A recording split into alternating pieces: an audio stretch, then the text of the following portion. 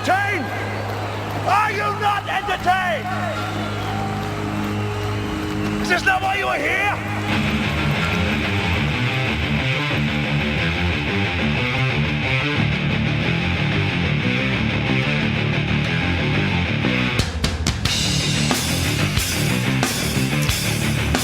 When you hear that intro, you know it's going to be red meat. I make no apologies today. None whatsoever. I do have a few disclaimers. I wasn't going to touch this, but you animals made me have to. I really didn't. I wanted to move on. I really wanted to talk about evolutionary psychology. I really wanted to talk about, like, I don't know, the new book that I've got coming out very soon with the next week and a half. But no. Put everything on hold.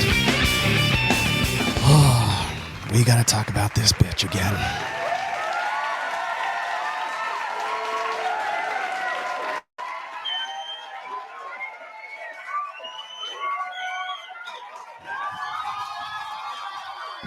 Your feelings aren't facts. So you can bore us with statistics and we're not special us to death, but it doesn't make it any more true. You would love for us to settle for men like you and lower our standards because we don't have to settle for men like you or lower our standards. I'm single, not desperate. And it's important to understand the difference. We are so annoyed with this tired ass narrative that all men cheat. Who wants to be with a woman with kids or a kid? What guy would accept you with a past like that? The reason our women are all out of pocket because they're all out here trying to get careers and not in front of a stove. Hang it up. Hang it up. If I have to disrespect myself or shrink to be with a man, then I will find peace in never having one. But you and I both know that I control my narrative, not you. And anything I want, I'll manifest. It sounds like some law of attraction stuff from our favorite psychotic, Brittany Renner.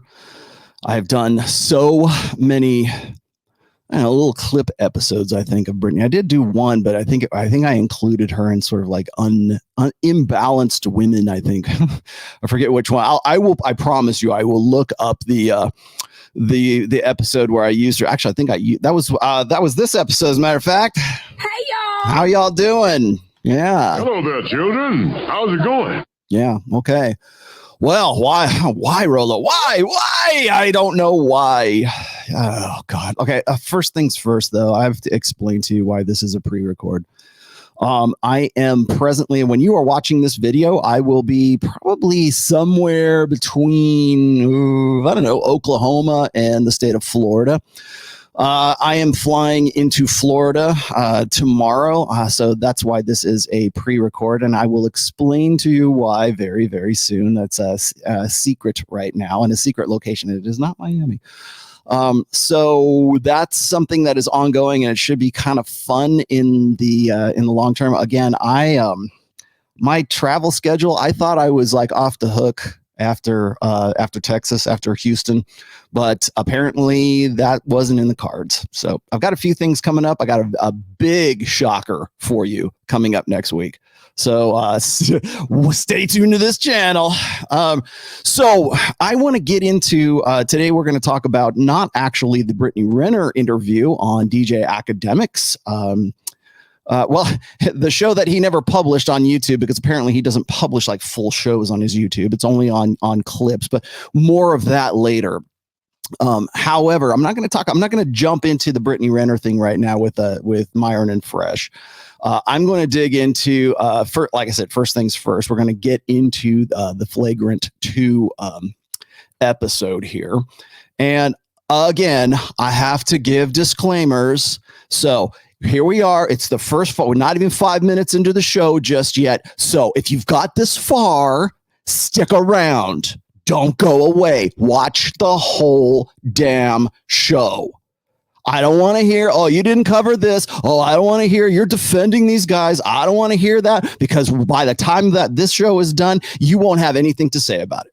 Because anytime Rollo Tomassi opens his mouth about Fresh or Myron or Fresh and Fit or whatever, or even anybody who's going at them, I'm suddenly defending them. So let's quash that right now. Okay. First things first. Everybody seems to think that whenever I bring Fresh on, or I even give him 20 minutes out of a 2-hour, 4-hour show, that I am in some way simping for Fresh. I am in some way defending these guys. I in some way am biased because I have some financial interest in the Fresh and Fit podcast. So let's do a little bit of history here before we get started into the rest of this, because this is going to be, you have to know this, because most of the people who are going to comment here are going to comment based on ignorance. So let's quash this right now. I don't make money off of Fresh and Fit. As a matter of fact, I lose money every time I go on Fresh and Fit. I lose money in the sense that I can't do this show. I can't write a book. I can't keep the book going.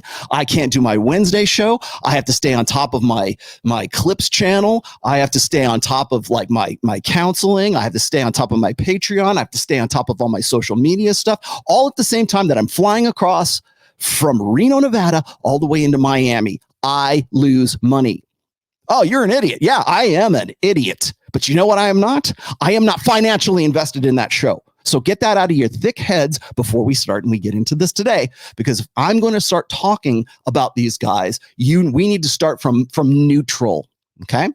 That's exactly what I tried to express way back in August. I tried to express that in the latter half of November, when all the Miranda stuff went down and all that other stuff. And don't think for a second that we don't know, or they don't know, or anybody else doesn't know that the red meat sells.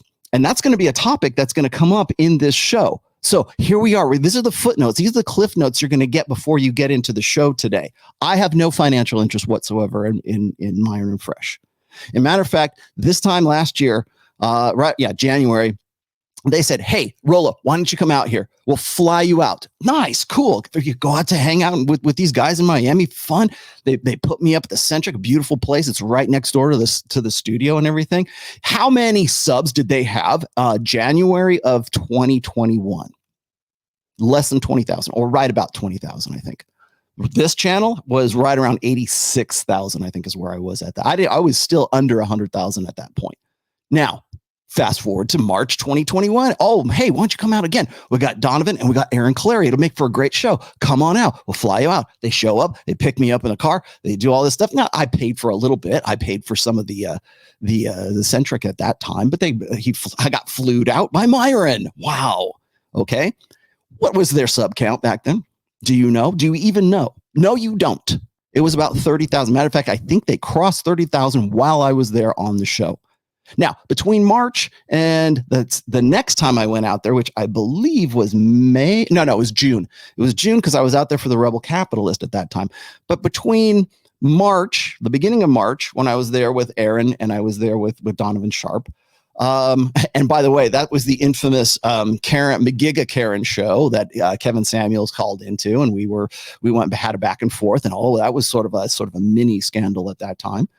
But they were about 30,000. They were certainly under 100,000. They didn't hit 100,000 subs until about what was it? I think it was May. Was it somewhere around it was certainly by April, mid-April to May, somewhere around there.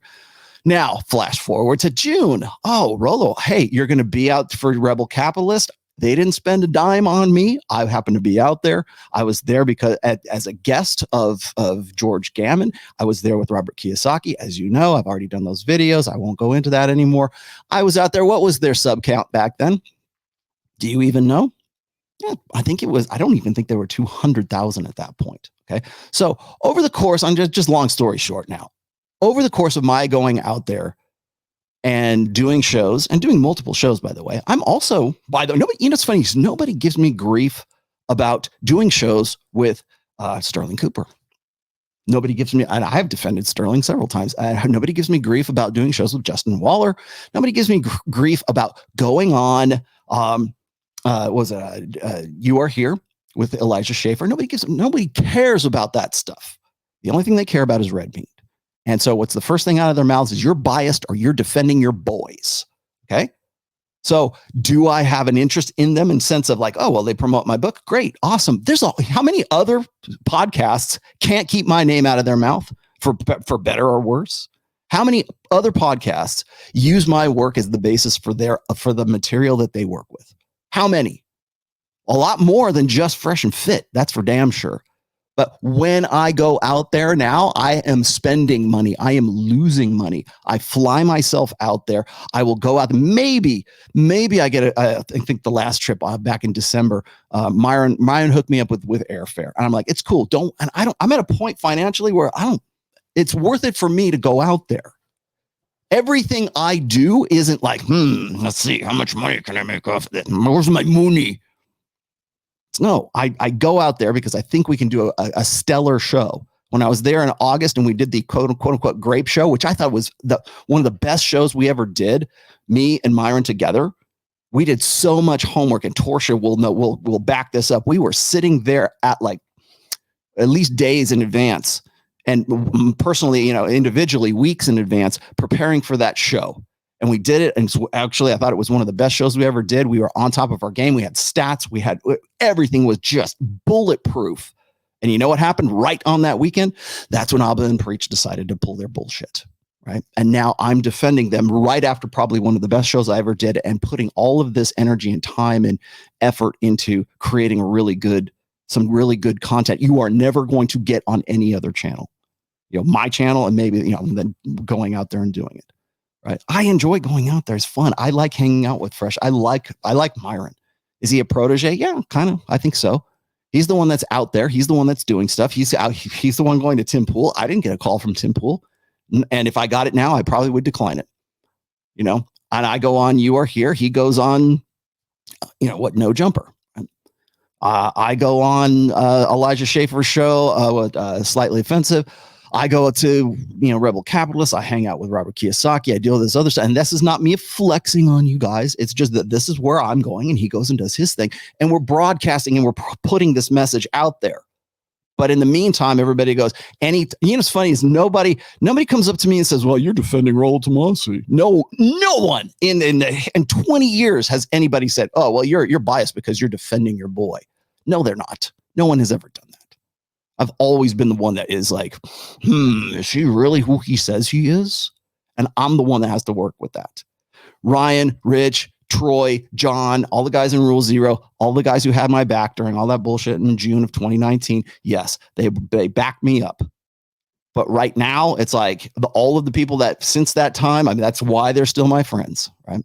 We're still on the same page. But if you're going to accuse me of being biased or defending these guys just for speaking about them, and I'm not going to defend them today. I'm actually going to hold their feet to the fire, because I am, as far as being biased or whatever, I'm trying to look at both sides of this. And so when I do the breakdown today of the Flagrant 2 thing, there's a few things that I think people need to know. That's number one. First and foremost, as far as you're gonna accuse me of bias, or you're gonna accuse me of being like invested in these guys and so on, there is no financial. In fact, like I said, I lose money by going out there, and I'm okay with that. I'm good with tax write-off. Okay, maybe I don't lose everything, right? But other than that, I go out there because I want to. I can go see Sterling. I can go see Justin. There's a lot of other reasons to be out there as well. And is it promoting things? Sure, it is. But as far as like how much money did you make off of it? $0. As a matter of fact, I'm at a deficit as a result of that. So don't give me this crap about, oh, you have a lot of money invested in the show. I don't. I have a lot of like personal capital. I have a lot of like, I want to see them succeed, because I think what they're saying when going out there and putting themselves into the lion's den like they went into this weekend in 2 shows, I think that's worthwhile. And like I said, when I work with Kevin Savo, and I've got other people besides Kevin Savo, but I put my money where my mouth is. I don't sit here and hoard my cash like some Scrooge McDuck sitting on my big pile of gold. Hey, Rollo's just taking all this money. No, I put it out there. I'm not gonna name numbers, but I personally invest money in Kevin Savo and Kevrock Films, right? And I've got some other irons in the fire with him. I want to see Torsia succeed. I want to see other people succeed, because I think they have potential. Maybe I'm wrong. Maybe I'm an idiot. I was an idiot when it came to Anthony Johnson. I was absolutely an idiot. I agree. Mea culpa, right? You're right. So many people said, dude, that guy's whacked in the head. Why are you co-branding with him? because I wanted to see the potential in that. I wanted to see that build up. It's the same way I wanted to see Fresh and Fit build up. Same way I want to see other people who are doing this material build up. And I am willing to invest in a way that no one else in the sphere will do. No, to my knowledge anyways, I'm not seeing anybody doing that. If I'm not unaware of that, then please tell me what you're doing to promote this stuff. And you're taking it out as a personal loss or as a personal investment in somebody else. Tell me, and I'm ready to listen. But I have not seen that yet. So that's number one. Number two is this. As I was saying, yes, I was stupid to trust certain people. I think it was Ryan Stone says, you know what, Rollo, you're very red pill when it comes to women, but you're still kind of blue pill when it comes to guys, because I want to see the best in people. I want to build people up. I want to talk you off the ledge. I want to make sure that you don't. Yeah, I posted this on. If you haven't seen my Instagram, I posted a picture of this guy, and I forget which news story it was on, but it was I think it was in Europe. It might have been in the Netherlands. It might have been somewhere else. But this guy was going to jump off this bridge, like a highway bridge, and kill himself. And like a group of guys come around and they wrap themselves around this dude, and they put some. They just so they're all these guys come together and they save this dude's life. They pull him out, literally talk him off the edge. They pull him over and bring him over, or wait till at least the cops come and they can get him.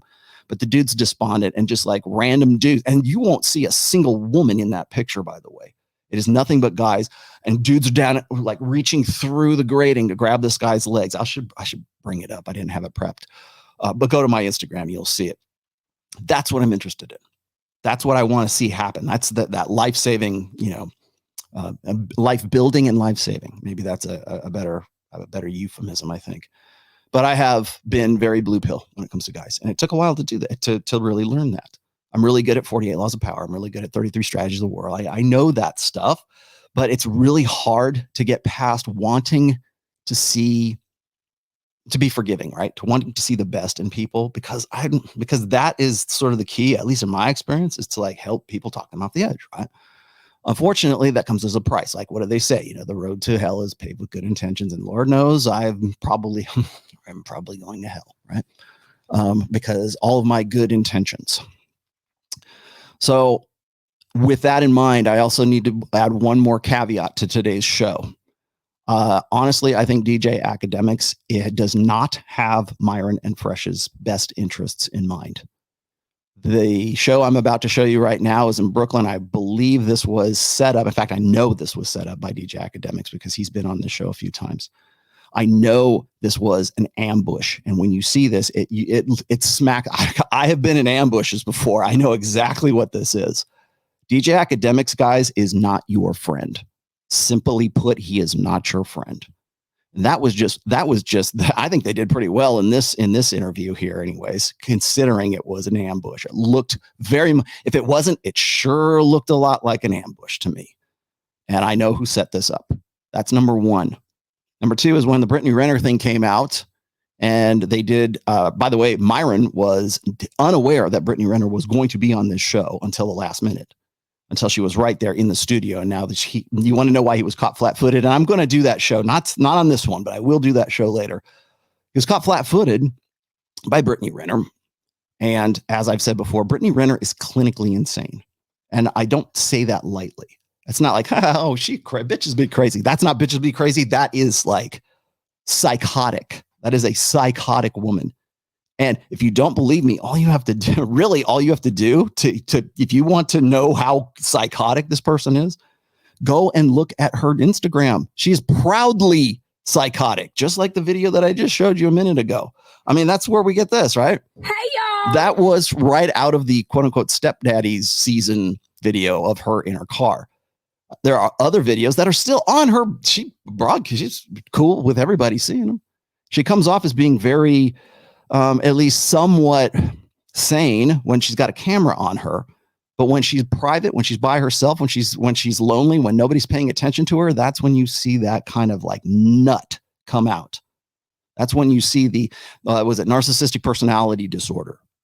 I remember, it's funny is I can say that, Meghan Markle has BPD, borderline personality disorder. And then people will try to correct me. They'll say, oh, she's got NPD. Okay. Both are pretty bad. Okay. So, okay. BPD, I'm willing to go that far with you as well. And everybody's like, yeah, they're not in agreement, except for when it's Brittany Renner.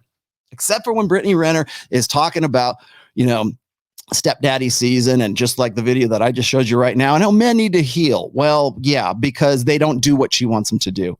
And that video was entirely inspired by the video that was on DJ Akademiks. Although I can't say it was, because the full video is still not on his YouTube.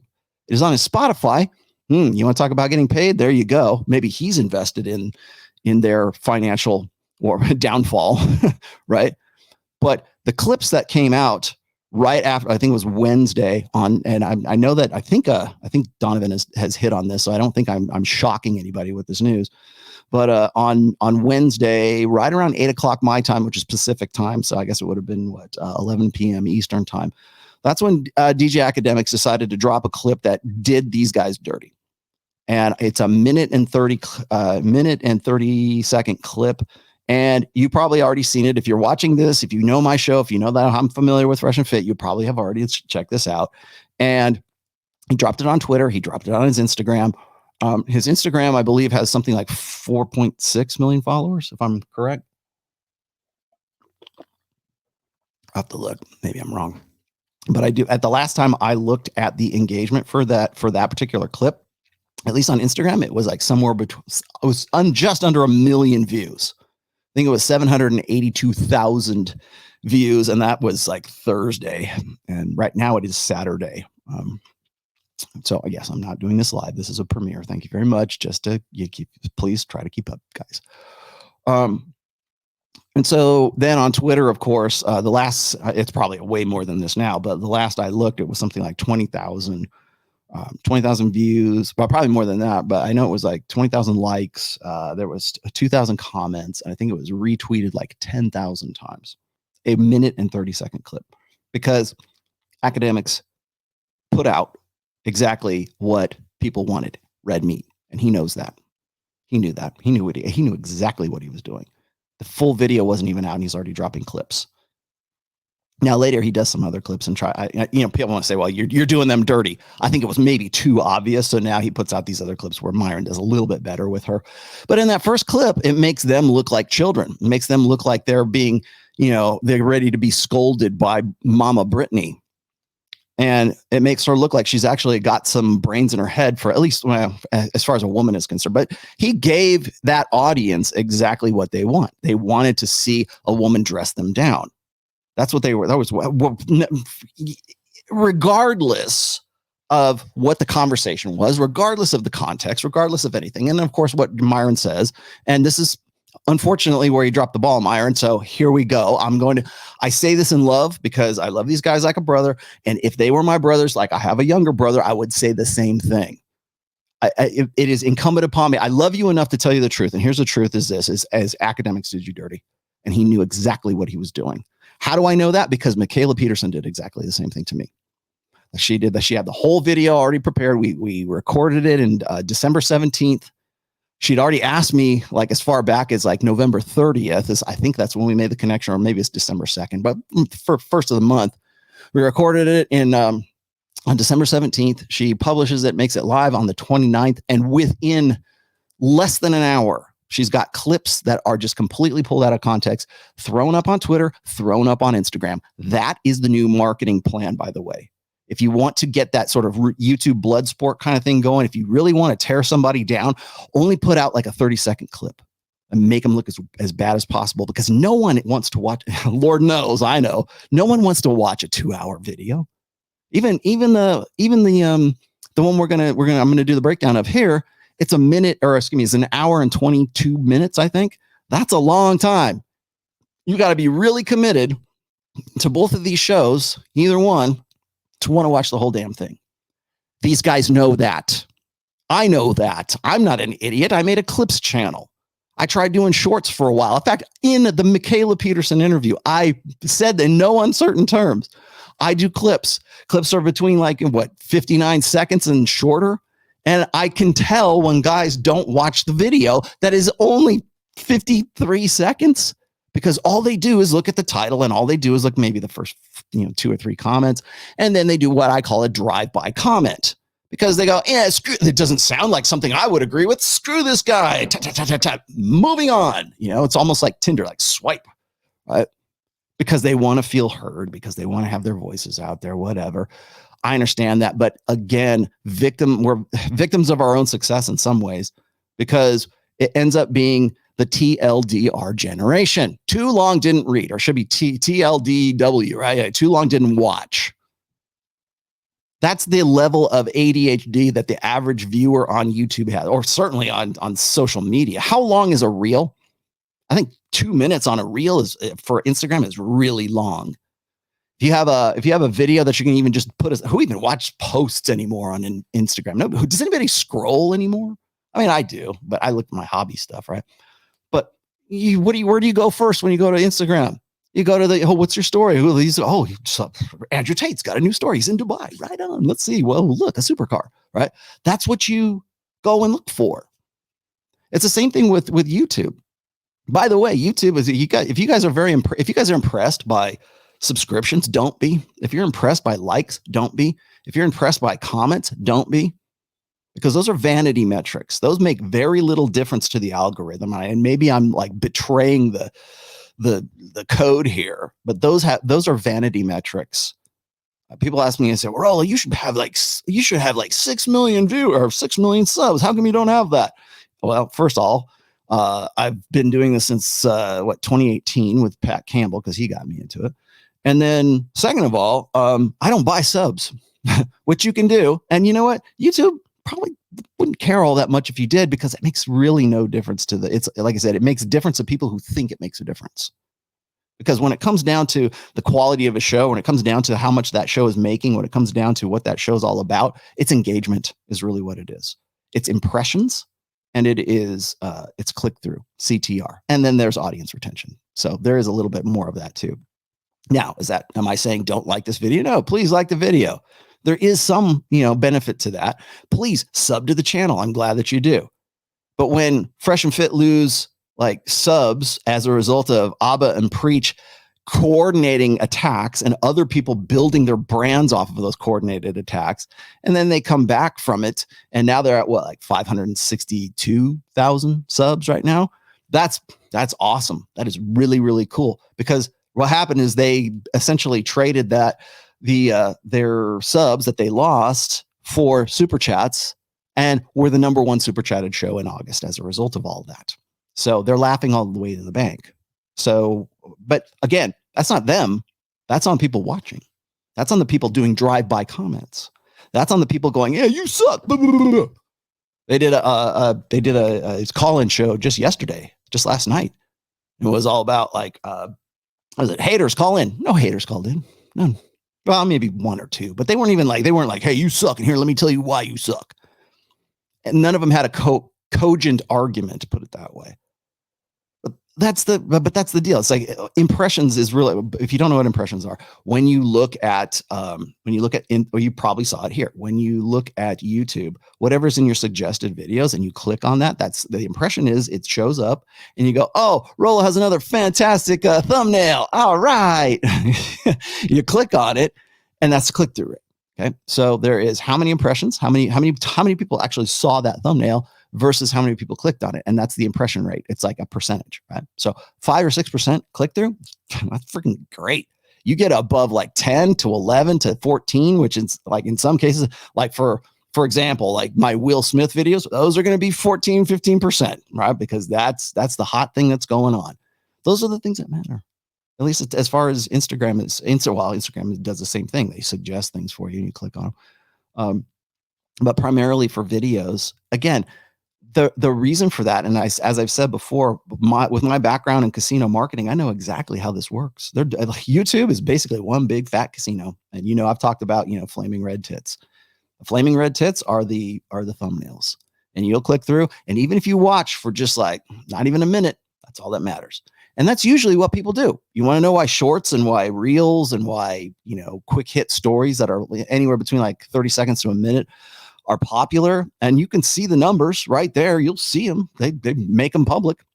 You can see the numbers. Go look at the short videos, because everybody's attention span is like this. It's like freaking, a little baby finch, that's all it is move on to the next thing. And so as a result of that, You see guys who are smart motherfuckers, right? You see guys who know their shit. And so they go, okay, I'm going to do a, like, what can you monetize? Like a 7-minute video. And that video is bam, bam, bam, bam, bam. Right. That's engagement. And that's what people form opinions on. And DJ Akademiks knows this. And Michaela Peterson knows this. So that's my spiel right there. Akademiks did you dirty. He is not a friend. Put it that way. What is it? Law number 2, never put too much trust in friends. Become red pill about guys as well. I thought it was interesting that I think in the past I've heard Myron talk about like Kevin Samuels and say, they were cool. They're probably not cool now, but back in the day they were cool. But Myron made it very upfront. Says we're in this to win this. You're a rival. You're a competitor. Now I'm not a rival with them because I don't do the same thing that they do. Right? I'm not going to go get chicks off the street in Brickell. Right? But in no uncertain terms, he's going to tell you, look, we're in a competition. We're in business right now, and that's how this works. And some people understand that and can accept it and still be friends as a result of that. And then you can have a friendly rivalry. Absolutely. And then other people get all like, pissy and bitchy about it and whatever. But why is it that we're all cool with that, but we don't see it coming back the other way? We'd like, for instance, like Akademiks. Now I know people are going to throw rocks at me. Oh, he's not really like that, dude. That's what I said about Anthony Johnson back in 2018. So just putting that out, throwing that out there. That's number 1. So I am holding their feet to the fire right here. Be careful who you trust. Be careful who you make friends with. You have more to fear from friends than you do from your enemies, because at least you know that your enemies are going to shoot you in the face. From your friends, it comes in the back, or people you think are friends, it comes from the back, it comes from inside. So there you have it. Okay. So now that we're 30 minutes in, I'm sorry, but I will. And by the way, I have Eduardo doing my timestamps. There will be timestamps for this.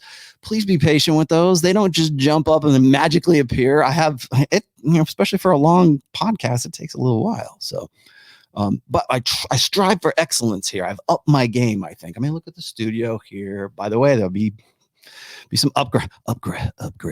There'll be some upgrades coming very soon too, and not just to the studio, but in other ways. But keep that in mind.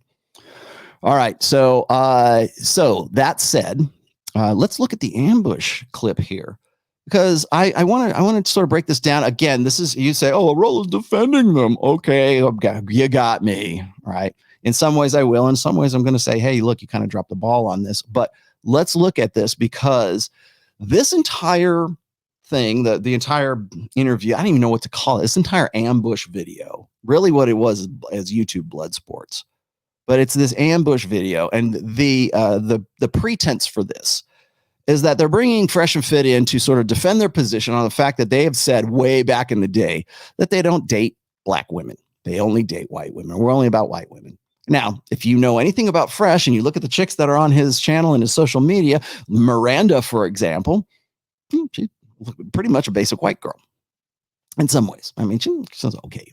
How old was she? I think she was like early 20s. And now she's no longer gone, and we've forgotten all about that. We're moved on to the next thing, because it's all about give me that red meat, right? Was it nachos? Give me the chips with just the cheese and keep pouring that cheese on. Well, that was cheese.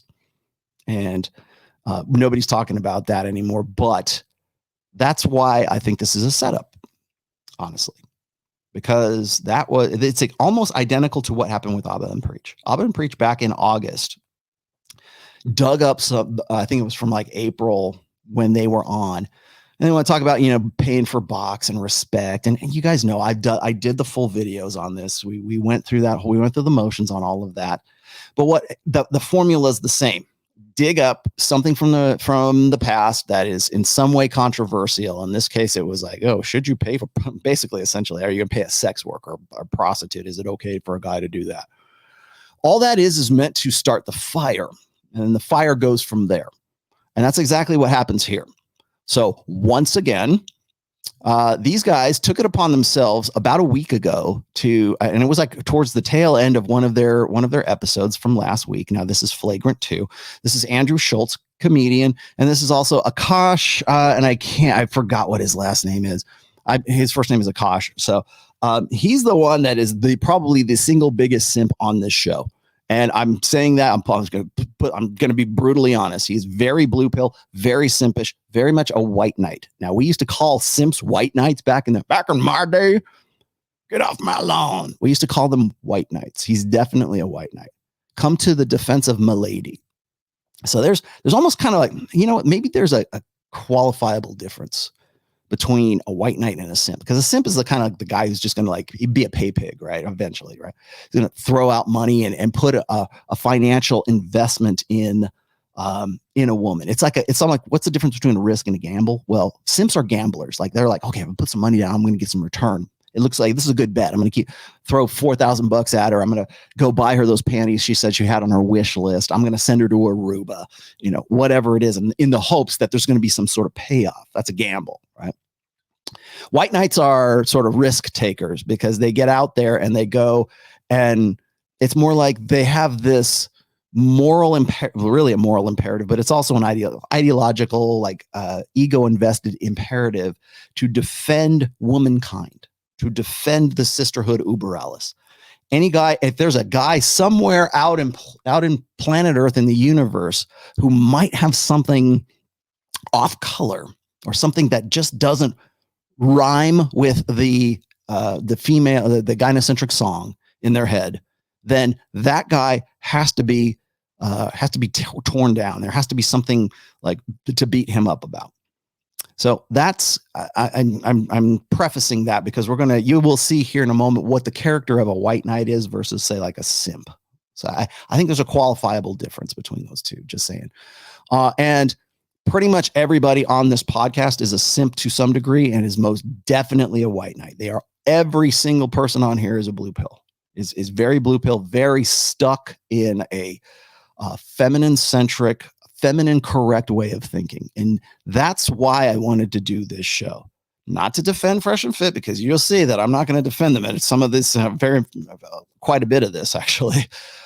In a sense, I was joking with Donovan Sharp. I said, these guys look like they've been called into the principal's office for like fighting on the playground or something in middle school. They're like, kind of like, what's going, like, they don't even know why they're there at that point.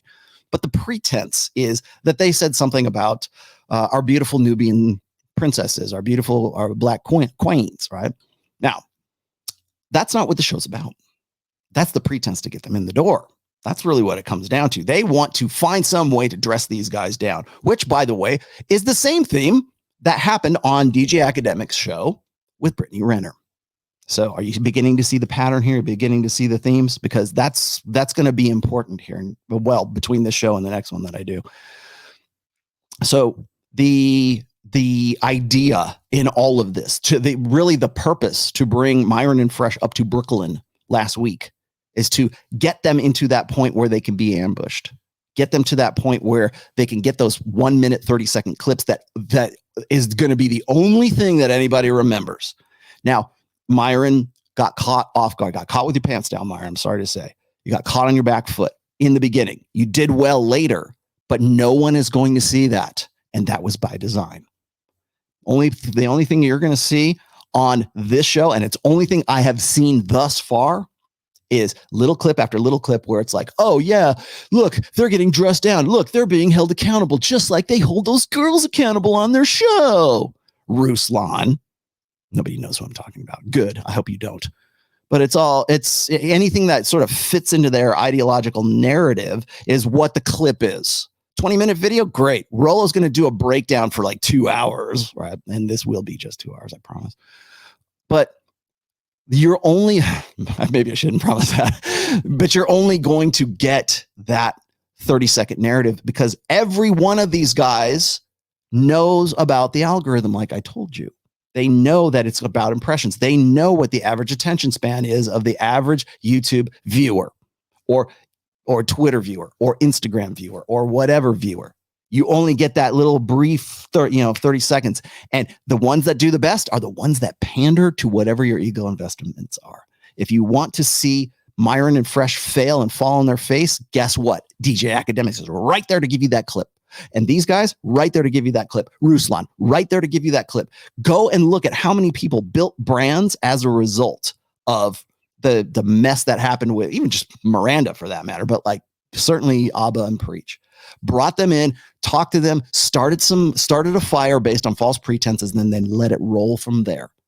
And to their credit, they've certainly made a lot out of those controversies. But that's where this show starts. Bring them in and talk about, well, that seems kind of racist that you don't like black women. That's not what they said. And by the way, that clip that they're referring to that was in the previous show, what was that, like 6 months ago, 9 months ago? And now suddenly it's outrageous. Yeah, it's outrageous because somebody put that in your head and said, you know what, we really need to get them in here and call them to account for this. That's why. Now they say this like, you know, hey, we're only either jokingly or not, whatever. That's, you know, they can repeat that, but it's kind of like an inside joke. Like it's, if you watch the show, you know what they're talking about. Like Fresh is I've only ever seen Fresh with white girls, although I know that he has been with black girls, but like as far as my experiences, and I don't care. Do whatever you're going to do, man. I don't discriminate, man. I've of the 40 some odd women that I've had in my life, I've had 2 girls that were black. I had one that was Vietnamese. I've had at least 2 Latinas. And then, you know, I happen to have a preference, or I really like tall, blonde, big tit girls. And if you look at my wife, there you go. Right. If you look at Torsha, there you go. Sorry, Torsha, that you're my type, I guess, if I have a type. But I don't really have a type because if you're hot, I'm pretty much down with it. I'm good with it. I don't have a niche of porn, right? I'm not like, I'm an equal opportunity. Like if you're hot, I'll consider it. It's not even about like, oh, you got to get to know like these guys.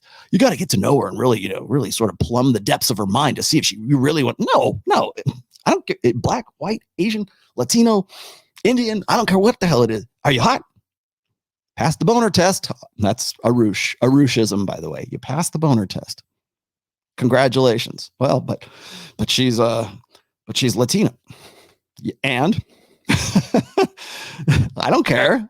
I don't think anybody else I think most guys, particularly today in the United States, if you look at the dearth of sex, you know, the amount of sexlessness there is. I mean, we talk about the GSS study all the time.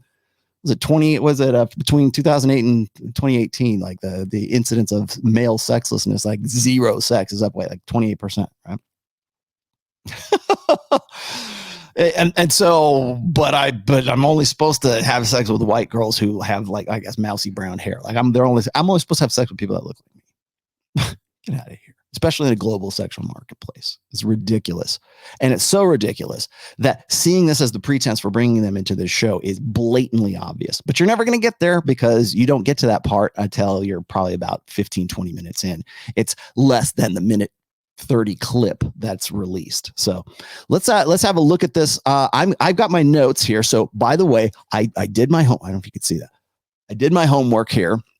I've got my timestamps, so I'm going to be as organized and as concise on point by point as I can be on this. I've got all my clips ready to go. I've got all of my data sets because that's what people come to expect from the rational male, and that's fine. I'm good with that.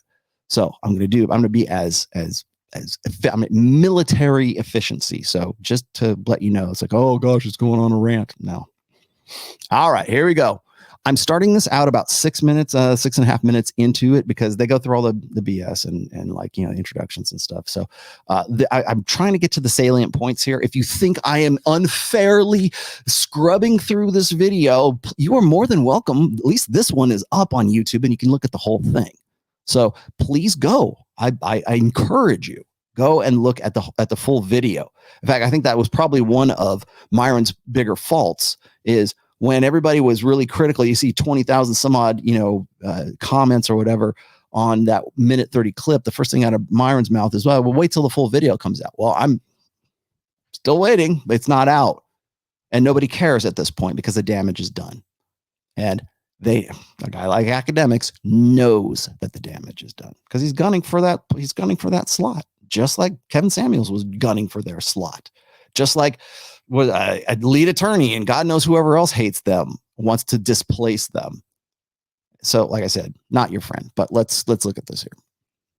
Knight Rider, David Hasselhoff in the house. Ha ha ha, right? Right. No one says anything, but they want to go and pull that clip. But don't you think the issue is you guys just declaring that you don't really date black girls? Don't you think that's what people are upset about? Well, I mean, at the same time, we have preferences, right? And we have standards. But, you know, we were kind of joking because of the blacks dating app per se. It wasn't like, oh, we hate black women. It's more like, okay, we don't really date like hood black chicks per se, like Right. LaShawn and LaQuisha. But it wasn't Right. like we hate black women. It's like they took it that way because of Asian doll, but we didn't say we hate black women. Right. But you Yeah. would date black girls, is what you're saying. Yeah, dude. Yeah, we have in the past. Bro, It's I not our dated- normal preference. I had a but- yacht party, Right. bunch of white girls. I was dating the only black girl there. Right. It's like, bro, I don't hate black women. My mom's black. My sister's black. It's like, what? Yeah. Weird. It's just like, you know, they're going to sensationalize it, paint this narrative that you guys are racist, take a 10-second clip. And here's the thing. If anybody watches Yeah. our podcast, we're kind of like you guys, very politically incorrect, make jokes. That's the thing. I never criticize people for like jokes. Yeah. That's the. I'm not gonna. But then again, we might have different prerogatives with the podcast. Like I think Yeah. you guys are more in like a life coaching space and Yep. like helping guys become the best version of themselves. Yeah. Okay, just to clarify things here, the guy talking right now that on the right hand side in the flannel, that is Andrew Schulz, and then Akaash is on the opposite side. I guess that's his partner. He is also a comedian, as you're going to see here in just a moment. And we are comedians that just say fucked up shit all the time. It's literally called flagrant too. Like we are being flagrant on purpose. So you're going to be treated with different expectations. Of Yeah, course, true. of That's true. course. And the thing is this, like, I make fun of everybody, you But know. go into the preference thing, man. Let's talk about what. I make fun of everybody. So it's like, Fuck that. when they- Preferences, bro. Like, Preferences. I yeah, wanna here's know- where I'm coming from. Yeah. Yeah. I don't have a problem. Well, I'm not saying I don't have a problem with the joke, but I have empathy for trying to be funny, and then it comes out fucked up, and then everybody's on your neck. Exactly. That's something. Yes. Yeah. Al can speak to black shit a lot more. I can speak to, yo, you're trying to be funny. It comes out fucked up. That's not what you meant. What I don't like, what I find corny as fuck, is my preference is not my women. Now, I thought it was I'm not dating my women, period, which is the corniest human being outside of a criminal to me, period. It's just, those are your roots. Those women are reflected in your roots. So if you're saying, hey, I don't generally date them, but I have more space for it, even though I still think it's a little corny between, that's just my You thing. have, like Akaash. All right, I have a question about this, and this is not. I mean this in all sincerity. I have a question about this. I understand what he's saying. I honestly do, but we live in the United States, brother. In fact, Akaash was born in Texas, I believe. I looked at his background. Sorry, I did a background check on you. You're an American, dude. I know it's you want to say, well, I'm an Indian, I'm this, and you've in his wedding pictures and everything. He's very proud of his ethnicity and his heritage. And I'm not saying you shouldn't be. You should. That's fine. It's tribalism. There's nothing that you're going to do to change that. That's part of the human machine. This is where by the way, this is where I will fundamentally split with people like even God Saad. I don't know, maybe not, but certainly Dr. Jordan Peterson, who's all about the individual and how tribalism is bad, and Brett Weinstein and Heather Hang, tribalism bad, you know, community, egalitarianism good. No. And you're not going to take that out of, you can take the human out of the tribe, but you can't take the tribe out of the human. And this is a really good example of this. Now, my question is this, I want it, guys, Myron and Fresh, you're probably all going to watch this. So I'm going to ask you, I was going to ask you a question on the call-in show the other day. Do you think that there is, do you think that there's sort of this tribalistic like solidarity that is being applied, particularly in the black community, the black manosphere? Because the number one complaint I hear from guys when they come at Fresh and they come at Myron and stuff, they think that the black women that are on the show are being brought down, or we need to lift them up. I've heard Kevin Samuels say stuff like this as well. He's like, well, you know, I want to raise up my black sisters, blah, blah, blah. So now it's become solidarity of tribe. Okay. Now Akaash here is going here and later. He's going to talk about how, you know, I would only date an Indian woman because, you know, we got to lift our sisters and our tribal, you know, affiliations up. And to me, having grown up in inner city Los Angeles for, you know, as a kid, and really, I'm like, whatever, you know, I'll date black girls. I'll date Vietnamese girls. Made a big impression on me, by the way. You know, white girls, Latina girls, whatever. I'm good. Are you hot? Yeah. Are you available? Well, I'm good to go. You know, but it's not so much, you know, and now granted, did I marry a white woman? Yes, I did, of course. But it's not like I wouldn't have considered, you know, marrying a black woman as well as just that's where it was at. And that was, you know, it was within my environment and within my, the culture or the city that I was in, or a lot of people end up like with when they get married, it's usually out of family, or it's out of, it used to be anyways. It used to be family connections. It used to be church connections. It used to be work and school connections as well. And so what do you do in those, in those settings? Well, you form cliques, right? I mean, who looks like me? What's my tribe? That kind of thing. And it doesn't necessarily have to be like an ethnic tribe. It can be like, well, we're the same religion. And so therefore I could never marry a Muslim woman. So now I've got to get, and I'm not saying I'm me personally, but I'm just saying like, you couldn't do that because you have those convictions. And so what if I said, I would never date a Christian woman? What if I said that? Would that make me guilty of the same anti-solidarity? Because that's really a tribe when you think about it. There's lots of ways to be, ethnicity is one tribe of dozens of others. Human beings want that tribal connection, that bond, that development. And I think that's actually really what's lacking primarily in Western societies right now is men don't form tribes. In fact, we're actively discouraged to form male only tribes. We'll still do it. And we'll still make efforts to do it. And without even realizing we are, but it's discouraged. Well, as for women, it's all about solidarity, and it doesn't matter what religion you are or where you're from, what your ethnicity is. It makes it. Are you a woman? That's the sisterhood uber alles, the sisterhood above everything else. For men, because for women, communitarianism and egalitarianism is a natural part of the female machine, like the natural part of the female mind. For guys, it's competition, and so here we have competition. But the question I wanted to ask is, am I seeing this wrong? Because, and you can answer me in the comments or in the chat here, because the live chat will be going on. This is on, but hopefully that prompts some conversation, because is it about like wanting to just get with the women that look like you, or the women who believe like you, or the women who vote like you, or the women you happen to be at the same school or in your community? I mean, is there some sort of like tribal, like affiliation, I should say, to game? I think that's really a kind of an important, I don't know if I've ever really even asked that, because I see that all the time. It's being used, particularly in the Black manosphere right now. But here it is with Akaash, who's Indian, and his wife is Indian as well. So that's my question to you. We'll keep going. This is the extreme. Akaash only dates brown. Oh, okay. Akaash has been with one girl in his life who is his wife. That's my wife. That's an Indian woman. So this is like loyal through and through. Okay. And I understand it's not as important for y'all, but as an Indian, there's not a lot of us who are. Okay. I don't know if you caught that.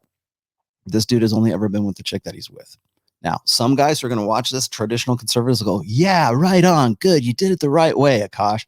Yeah. Maybe from that respect, and whatever your belief set is, or whatever you're invested in. Okay, I understand the want for that. I got it. Okay, we've acknowledged your position. Now let's acknowledge another position here. He only has one woman for frame of reference when it comes to women. Can this guy speak knowledgeably about female nature? No, he can't. Famous. So whether you like it or not, people are looking at you as a role model. You guys have established yourselves as role models, from simps to pimps, which is another motto I find kind of corny, but I looked into what you guys are about. And a lot of the shit is just childish, which is fine if you want to be funny. We just talked about how doctors ain't shit for 45 minutes. Mm-hmm. We are not in any way life coaching. We are not in any way trying to help men outside of, hey, come have a laugh for a couple hours. Right. If you're going to paint yourself as life coaches and then say shit like, I just don't really fuck with black girls like that. I guess my like. Okay, Fresh and Fit is not South Park. Okay, there's your quote for this show. Fresh and Fit is not South Park. It's not slapstick. It's not The Simpsons. Okay.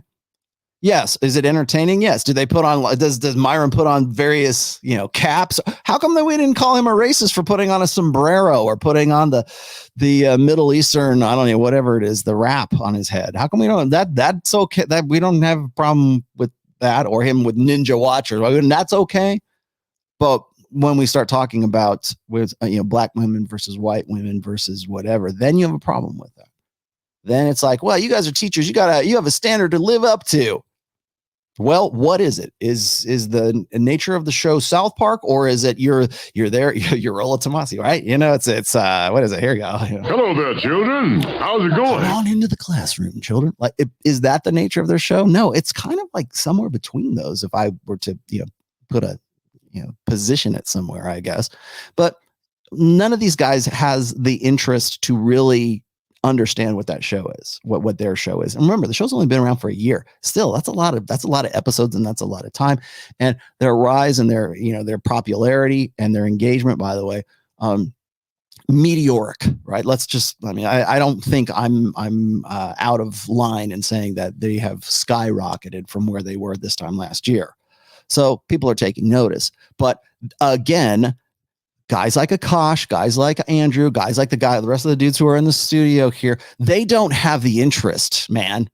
They're the let's watch a minute 30 video of this, and now I know everything I need to know about Fresh and Fit. Get the fuck out of here. So you're going to go at me, you're going to go at them, you're going to go at anybody on Rule Zero, you're going to go on at anybody. Come correct, at least. Have your homework done. I've said this when I'm doing dressing down like haters and stuff like that. It's easy to dress you down. It's easy to dismantle, just part by part dismantle you, because your opinions, and that's what they are, opinions, not factual, not counter arguments, not anything cogent or valid against whatever the topic that I happen to be talking about or they're talking about. Your opinions really are based on ignorance. And confident ignorance, just like the fat kid in Brazil. Oh, let me tell you why the iron rule of Tomassi number 3 is wrong, right? He throws that out there. By the way, it's a 12-minute. I don't watch it, but it's a 12-minute video. He mentions my name probably for 4 minutes of a 12-minute video. Everything else is sales pitch. Everything else is bullshit. Everything else is like ad hominem attacks, whatever. Thanks. Let's have the next one. What is it? Hate machine goes burr. It's pretty much what it is. But there's no meat to it. There's no cogent counter arguments to it. And why? Because they're intellectually lethargic. Just like Akaash is intellectually lethargic. Just like Andrew Schulz, intellectually lethargic. And that's pretty much where most hate comes from. And I know that Rich Cooper and other guys have said, hate only comes from below, right? Well, hate comes from ignorance primarily. And it comes from the fact that people don't want to take the time to even understand what the hell it is that you're talking about. But put them on the spot, put them on their show, put them in a 1 minute and 30-second video, and suddenly they're fucking experts. No, you're not experts. I did a little bit of homework on you guys. No, you didn't. Because if you did, you wouldn't be saying half of the shit that you are. That's how I know when somebody hasn't watched a 53-second video on my shorts. Because I look at I know what's in it. I know what I clipped it out of. And the people who are, having an intelligent conversation about it in the comments, they know that too. And when you go, you think, look, he's got a ponytail. I would never take advice from him. Fuck you. Bye. Drive by. It's a drive-by comment. That makes you look like an idiot, by the way. I'm happy to call out idiots now, too, when I decide to bother with them. I don't really bother with comments too much on my Clips channel because it's chock full of drive-by comments. Right? Just curiosity. I'm just curious. Is where does preference come from? Yeah. I was trying to think about this after I saw the clip, and I was just like, why do I like what I like? I really was thinking about that. Who decides that? Is it my life? Is it my surroundings? If I was raised in Mexico, I'm sure I would find Mexican girls beautiful. I would eat Mexican food. These would be my preferences. Funny thing is, I'm a white guy. I grew up in inner city Los Angeles till I was there till I was about 27. I found lots of black women very attractive. I found one Vietnamese girl. I'll keep harping on that. Very attractive, right?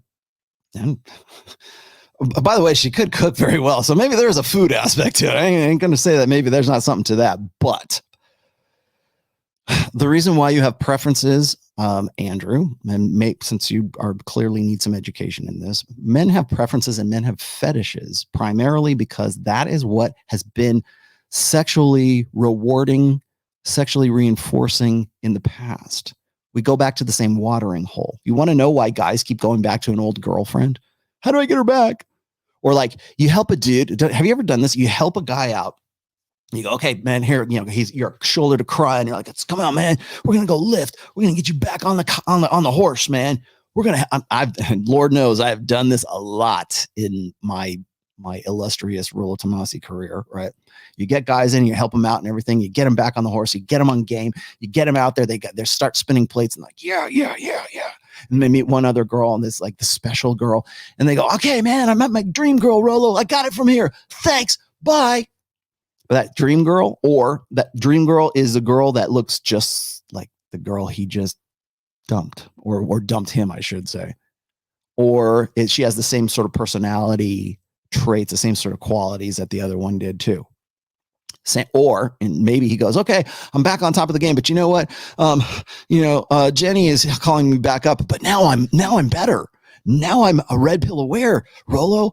I think if I got back together with Jenny right now after our 8-year, pit of misery hell relationship, I think things can work out better for us. And that's that guy. I try my best to keep guys from going back to that kind of stuff. But that guy, the reason why he goes back is because that's the sure thing. And maybe this will make a good clip, because I don't think I've ever talked about the sure thing on this channel or anywhere else. So what is the sure thing? The sure thing is the girl that was sexually productive for you in the past, or that type of girl was. Why do men have preferences for thick women, for chubby chasers, right? Because they were easy, man. They try harder. Fat bottom girls, man. That's the reason that song's around. They do. They try harder. They absolutely do. They got much more motivated to try as hard as they possibly can, and then they invest themselves emotionally. And and so guys go, well, I kind of prefer curvy women, or I like a girl that more cushion for the pushing, right? And I'm not saying black guys like the big asses. And that is as foreign a thought to me as like foot fetishes, like I was mentioning last week. But that's your thing. Cool. You got men develop fetishes. Do you know any women that have fetishes like a foot fetish? Do you know any women who have fetishes for big, beautiful men, BBMs? Probably not, or very, very few. I would argue that women don't actually go out to the clubs going, man, slump busting time. I got to go get me a fat guy. That doesn't happen. But that's what I mean. It's the returning back to what was sexually productive for you in the past. That's the sure thing. Women will do this too, by the way, but it's not like they'll go back to what worked for them in the past. If they go, oh, well, I was emotionally invested with this guy. He was kind of an asshole. He was a jerk with me. You want to know why women go back to abusive boyfriends? Because it's the sure thing. They know they're going to get laid. They know there's no surprises. There's probably minimum effort. Oh, you want to get back together, Jen? Yeah. Okay, good. Okay, we'll get back together. I'm a different person now. Get the fuck out of here. No, it's the sure thing. Women will do it and men will do it too. Although I will say this, men in this century are far more motivated to do that than women are. When I put out, here's another iron rule for you, right? What was it? Iron rule number 7. Never root through garbage once you've dragged the can all the way to the curb, right? Here, fat kid in Brazil. Here's another one for you to break down. Here, Coach White Pill, whatever the hell your name is. Break that one down. Never root through garbage once you've taken the can to the curb, because what you're looking for is usually not what you think it is. You put it in the trash because you thought it was trash. You wanted to get rid of it. And now you're having second thoughts and you go, oh gosh, I better go get that thing. And you know what? You look like an idiot for doing it. It is time better spent developing new relationships with new women and learning from your mistakes, or whatever happened in the past is the past. And going forward is always time and energy and effort and money and whatever else invested in a new relationship than it will ever be in trying to recondition or to rescue an old one. It's like going back to that old teddy bear, right? Oh, it's the sure thing. Well, you don't grow from that, and she doesn't grow from that either. And what caused you to break up in the first place is still going to be there. I promise never to do that again. Well, you can do that, but you know what? Even if you imagine this, what's the best case scenario in that? I break up with her, and then we get back together, and now we get married, and now we have kids, and now we're 10 years into the marriage, but there's always that one time that you took the can out to the curb. That's still there. It's almost like an alpha widow. Like when women pine for the guy in their past, the guy was so fun in the hot guy in the foam cannon party in Cancun on spring break. It's very similar to that. Like it's not necessarily pining, but it's always something. Well, remember that time when you threw the wedding ring at me? Remember that time when you called me an asshole? Remember those, and you still got that. It's still there. And there was a reason for that. And that you say, oh, well, the past is the past. Okay, fine. But it would be better for you to develop a new relationship than it would be to go rooting through garbage. Yeah. But preferences aren't really choices, right? Culture dictates our preferences. I think it's experiences. Also, I want to say what you've been raised on, what you've been taught. Because for God damn it. Like I said, this thing is chock full of stuff. Notice what he just said. Society, culture teaches us our preference. No, it doesn't. There are very much genetic elements as to what we find preferable and what we don't. Women, very easy, very, very easy to point out. As I've said in the past, women's physical standards for male beauty, their ideal for a beautiful man, hasn't changed since Greco-Roman statues. It's that athletic, muscularly defined, jawline, six-pack abs, a good V taper. Now, I'm not saying bodybuilder size, but you know what I mean, like swimmer's body, right? Water polo body, right? That's great. That hasn't changed. And you know why? Because that's genetic. It's not cultural. Women want a hot guy, whether they're in, feudal Japan or they're in, on the tribes of Africa or in the Amazon or in the Native Americans in America. Women want what they want. There are biological reasons why we have our preferences, but the first place guys like this go is, it must be cultural. For example, I'm from the islands, right? Barbados. Yeah. So I've seen mainly black women my whole life. Now, when it came to like tourist girls, I was like, wow, white girls are here in Barbados? Lit. I want to see what's up. Wow. So I give it a try. Like, it's pretty dope. Now, it's two different cultures. So for me, I was like, okay, let me try something new, see how it is. Yeah. Now I'm here in the States, it's like, okay, Spanish girls, white girls from all over the world, all right, bet. However, regarding black women per se, like, dude, like, my thing is like, we're in a space where like people are targeted, especially the black people per se, black, white. And it's like, whatever you say can be used to the extreme. So right, it can. I'm going to scrub a little bit further on because he's going to talk about like really pretty much what he's talking about here. But this is where the good stuff starts right about here. Women, I don't like the ratchet. I don't like the ghetto. I don't like the Shaniquas. Like, that's like, if you are a white person saying all that, that's racist shit. And I'm just disappointed in you guys as black men to be talking about our sisters like that. So you don't have a problem with the way you spoke about your sisters like that? Like if it was him saying the same thing, you would be upset. No. So if he was like, I don't like ghetto black women, I don't like Shaniquas. It wouldn't bother me. That's a preference. Wow. Because the thing is that that's okay. So and I don't know the guy's name, so I apologize. I don't know who else is on his crew. There's other guys that are in the studio as well, which you'll see here in a minute. But again, this is what I was asking the question earlier: is there this kind of tribal identity that is required? Like one of the reasons why like you're rejecting the red pill is because it holds your women, your tribe's women accountable too. And you certainly want to reinforce that tribal identity. Now you can extrapolate that to just sort of like the nuclear family or whatever, we need to form families, or you can do it in religious sense too. Muslim men do this quite a bit, right? Well, we don't want to, if we're against the red pill, we're against, parts of it anyways, we're against the red pill and Myron Gaines and Fresh because they tear down all women, and amongst those all of those women is our women. And so therefore it's kind of used almost as this white knight shaming tactic. How dare you speak unflatteringly of female nature? Because amongst all of those females with that nature, our women happen to be part of that. And so therefore it's almost like this new way of sort of like trying to disqualify at least aspects anyways of the red pill, of red pill awareness, by invoking race, by invoking tribe. I don't mean to say race really, by invoking tribe, because tribe can cover a lot of other things. Like I said, religious convictions and stuff as well.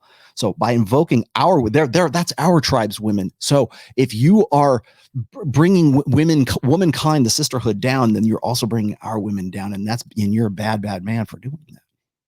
Lame. The only thing I can control is my reactions to what happens in the world. Like the world is not a fun. It's not like a rosy place where everyone is gonna not be biased or not be racist or whatever. Like, I understand that there's gonna be people that are inherently racist. It is what it is. The only thing I can control is my emotions to it. So I don't get mad about what people say because that's just the way things are. The world doesn't owe me understanding. So all I can do is control. Real quick. You know what's Like that is what gets me. What's going to follow here is this is like almost like an alien thought. He's like speaking a different language for these guys. weird is like So the word it racist wouldn't keeps affect me getting personally. thrown out. Like I never saw it as racist because I don't know. I didn't believe that you guys wouldn't date a beautiful black woman. Yeah, we have in the past for sure. Yeah, like I just didn't believe that. And again, you guys can correct me, but like for me, the word like preference is so weird because I think our preferences are really like mechanisms that we use to find like emotional security. You know, like if Okay, stop right there. What did he just say? Our preferences are mechanisms that we use to find our emotional security. So that's what you're looking for is emotional security. You're prioritizing emotion before reason. And that's really what I think, well, certainly going to be the theme for this year for me. I tend to find yearly themes. That is exactly what happened with Brittany Renner in that 30-minute clip. She instantly starts with the emotional appeals. Instantly, there's not even any other language being spoken except for emotionalism. I've drawn attention to this in the past on this show and pretty much any interview that I one of the first things out of my mouth on the You Are Here video was I was talking about the difference between emotion and reason and how we prioritize emotion above everything else. Here it is, black and white. The first thing out of his mouth is, well, emotional security. Why? Why is that important? Well, I want to feel good. Happiness versus being right. Would you rather be happy or would you rather be right? That will never, that's like I said, a foreign thought to these guys. What is your priority? Emotion or reason? Or is it reason, feels before reals or reals before feels? There you go. I won't use big words. I'll use monosyllables today. Feels before reals or reals before feels. And whenever you're talking to someone or wherever you see something like this, whenever you see an engagement, I don't care what channel it's on. It could be on ESPN for all I care. It can be any conversation you hear. Learn to pick out, to discern, to filter out, to tease out whatever the emotional language versus the rational language, and what are they prioritizing? Because immediately, as soon as I hear this, I go, "This guy's speaking emotionalism." If a person's like super quiet, like if I'm like this quiet, like shy dude, my preference is probably an aggressive girl because she allows me to be in my safe place. Right. I don't have to go like out of my way to go get her. And I'll probably prefer that girl, but it's not based on like this chemistry thing. It's really based on like what allows me to feel like emotionally secure. Okay. Again, prioritizing emotionalism. Oh, I want to feel good in my safe space because if I'm an aggressive guy, I want to have if I'm a passive guy, if I'm an introvert, right? If I'm a type B person, I'm probably going to be attracted to a type A. Yeah. You know what? Those women don't have anything to do with you, dude. And you know damn well that that's the truth.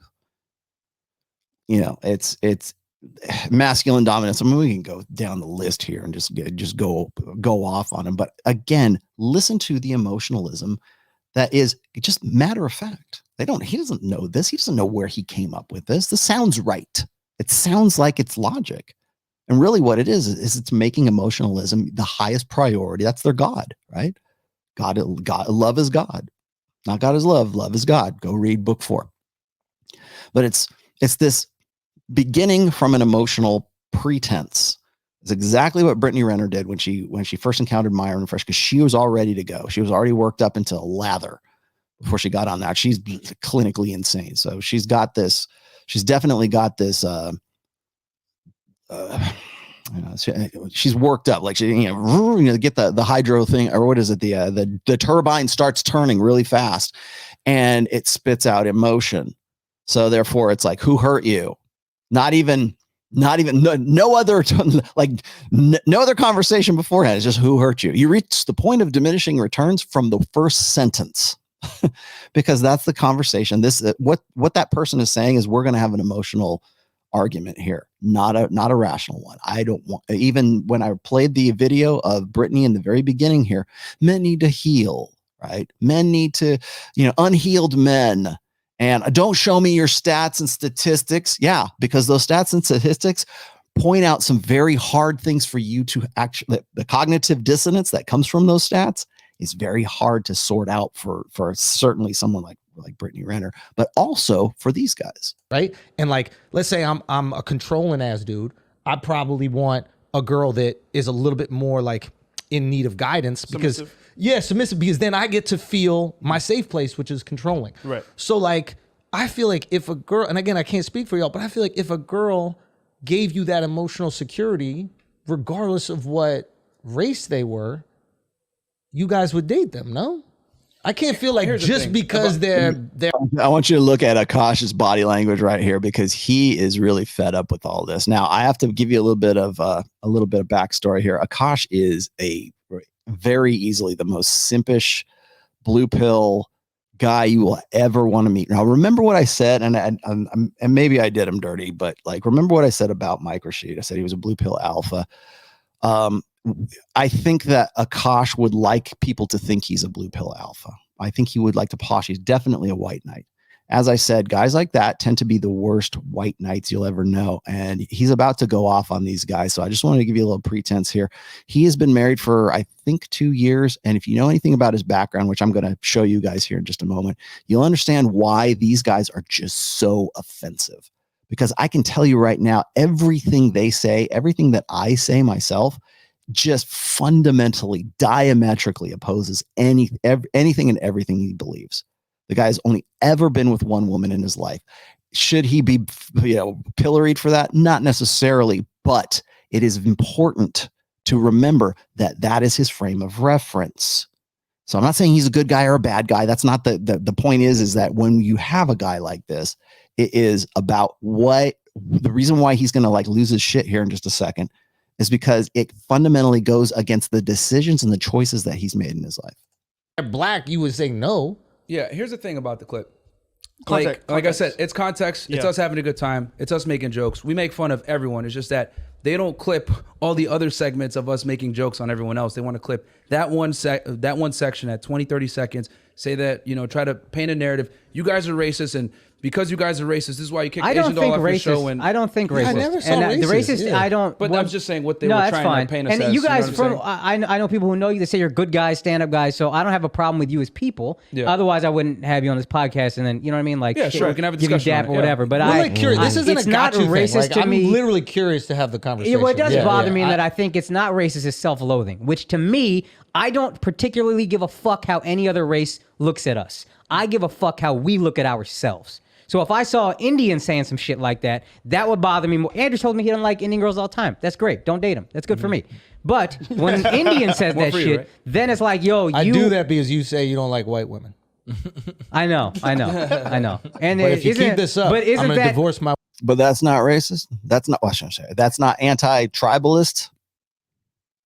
wife and fuck a lot of Indian chicks just to prove you wrong. Isn't that refreshing from a minority though? You look at how the rest of them act. But I have a problem with somebody that I feel is self-loathing, and I'm not going to be as offended because you're not from where I'm from. But if I was black and I was Alex, I'd be like, yo, that shit is. Akaash is from Texas. Just pointing that out. More than racist is self-loathing, and that bothers me. What do you guys say about I get what you're that? saying. Like, do you guys? So let's remove the racism thing here. Yeah. What about? Do you think it has anything to do with self-loathing? Is there any like kind of like internalized hatred, which might not even be your fault? It might be like the surroundings you were in and made you feel like these girls weren't good enough for you. All right. That is, by the way, the same appeal, almost verbatim, the same appeal that Brittany Renner throws at Myron in that one clip that Akademiks throws out. Almost verbatim. Does it make you feel good to tear these girls down? I think she even does. I think she even makes the Black Sisters appeal as well, right? The tribal appeal. Does it make you feel good? But it's not based on any kind of like reasoning or rationality or even an understanding. Like, because again, most of these guys, all of these guys on this show for sure, and certainly Brittany Renner, are speaking from a position of ignorance, but they're confident in their ignorance. They're confidently putting out this opinion that they believe is 100% true. They have no question that these guys are just absolute animals, right? Based on very scant information, maybe watching 30-second clips. I wonder how much video, how much they've actually done their homework on the show. They don't. Why would they? Why would they? Got that shit? I got busy life. It's like, it's hard for me to watch Fresh and Fit, and I'm pretty much an expert on the show, right? It's hard for me to keep up with that. These guys don't keep up with as much as I do, or even half of the guys who are like fans of the show. Them, like, when you watch, I don't know if people really understand this, but when it comes down to like YouTube videos, I do, maybe this is my fault, but when I do a 2-hour video or do a 3-hour video, or for some cases a 4-hour video, on all those videos, doesn't matter what, even if it's an hour-long video, my average watch time is 30 minutes. If I get to 33 minutes in an average watch time, I'm like, yeah, got it, right? I must have done something good. And I look for the spikes and everything, you know, the analytics and stuff like that. Most people don't watch a full video. And if they do, they get it like in bits and pieces. That's why the Clips channel is so popular. That's why it's like close to 60,000 subs all of a sudden. Again, vanity metrics, but people want to know when the new one comes out, right? So, according, you know, since we live in the TLDR generation, people are intellectually lethargic, and I'm not saying that's a bad thing. I mean, people got lives, man. They're not going to sit there and spend all that, but at least acknowledge that you don't know what the fuck you're talking about. Instead of going, I know everything. I know exactly what you guys are about. You guys are the... No, you don't, because you don't have the time. You can't speak knowledgeably. Same thing with Akaash here. What they're saying, what the little bits and the snippets and the little pieces that he's picked up along the way, really great against his ideology, really great against his ego investments that the blue pill has taught him should be the right way. Has taught him, by the way, that when guys say the things that these guys say, they're bad men. And that's all that matters. What are your values? Well, these are my values. Okay, well, I heard a guy say something that's against my values, and so therefore they must be bad. Rather than questioning or understanding what the hell how did they, like, for me, I don't know, maybe it's just the way my mind works, but if I disagree with somebody, or if somebody's very like zealously, you know, religiously anti-red pill or anti whatever, I want to know, well, how did you come to that conclusion? I told you guys before, like whenever I'm on with the girls on the after hour shows, or even if I'm just watching the after hour show, my curiosity is, how did you come to regurgitate this Betty Friedan, you know, Gloria Steinem language from the 70s, you know, militant feminism language from the 70s, and you're 19 years old? Where did that come from? Have you ever thought about that? Like, have you ever been insightful enough to ask? Nah, you know, ain't nobody got time for that. That's the mentality that you're going to get. Because if it doesn't go against whatever it, or if it goes against whatever it is that they have sort of an investment in and their personality, then it's very highly offensive. Now, remember, I got to give you a little bit more background here. Andrew Schulz is 38 years old. He got married about the middle of December of last year, of 2021. Akaash, I believe, has been married for 2 years. He mentions that later on in the show, which I actually watched the whole damn show. Thank you very much. I do my homework. And the girl that he's with is way out of his league, way SMV value, way above his own. And if he wasn't a successful, semi-successful, comedian, if he wasn't doing what he's doing, if he didn't have, by the way, definitely has the attitude. So, and again, I can talk about Indian men and Asian men, and we can talk about the black pill videos and everything else, and how Asian women and really Indian women don't want to date other Asian or other Indian women. They don't want to date within their tribe because now they don't have to. Same thing. I gave the lecture. I'll say lecture. I gave my breakdown of how the global sexual marketplace is breaking down tribal identity right now. So the hot girl in the Philippines, Filipino girl on, what is it, Quezon City, right? Doesn't want to get with a guy who is another Filipino man who's 5'4", 5'6", whatever. I don't think they're taller. She thinks she deserves a 6 foot tall white, 6'3" ginger guy from Baton Rouge, Louisiana. Now, is that common? No, but the perception is common. And that's what they're gonna talk about that here in a second. Well, what about those girls in Miami? They're all ratchet hoes. All those girls don't represent the whole of humanity. Yeah, that's the classic quality woman idealistic bullshit that you will constantly know. Not all women are like that. We'll get to that here in just a second. But the perception, it's not that they're trying to get that. It's the perception that they should get that. That is lost, so lost on so many guys, whether they're even well-meaning red pill guys. That is very much lost on red pill guys, and it's certainly lost on blue pill chumps like this. They want to say, well, those girls aren't representative of the whole. No, they're not. I don't think even Myron and Fresh, they've acknowledged that several times. But the perceptions of, I need a 6 foot tall guy. He's got to have 6-pack abs. He's got to drive a supercar. He's got to make 6-figure income. He's got to like the standards, the level of standards, because we have lived in a gynocentric social order that has taught generation after generation that the female experience is the correct experience. That creates perceptions. Okay. Nothing but the best for you, girl. Even if she can't get that, the perception is that she should be able to. She's entitled to that. The girl that's in Butte, Montana, the girl that's in Miami, the girl that's in Coeur d'Alene, Idaho, the girl that's in wherever, South Africa, in Japan, in Estonia, wherever, the perception is all that matters. Did it look like that guy is the kind of guy that I deserve to be with? Well, then I want to get with that guy, and I don't want anything less than the best. Women don't have to compromise, or the perception is that they shouldn't compromise. Again, one more time, here's the red pill maxim. It's not that every woman will, it's that any woman can.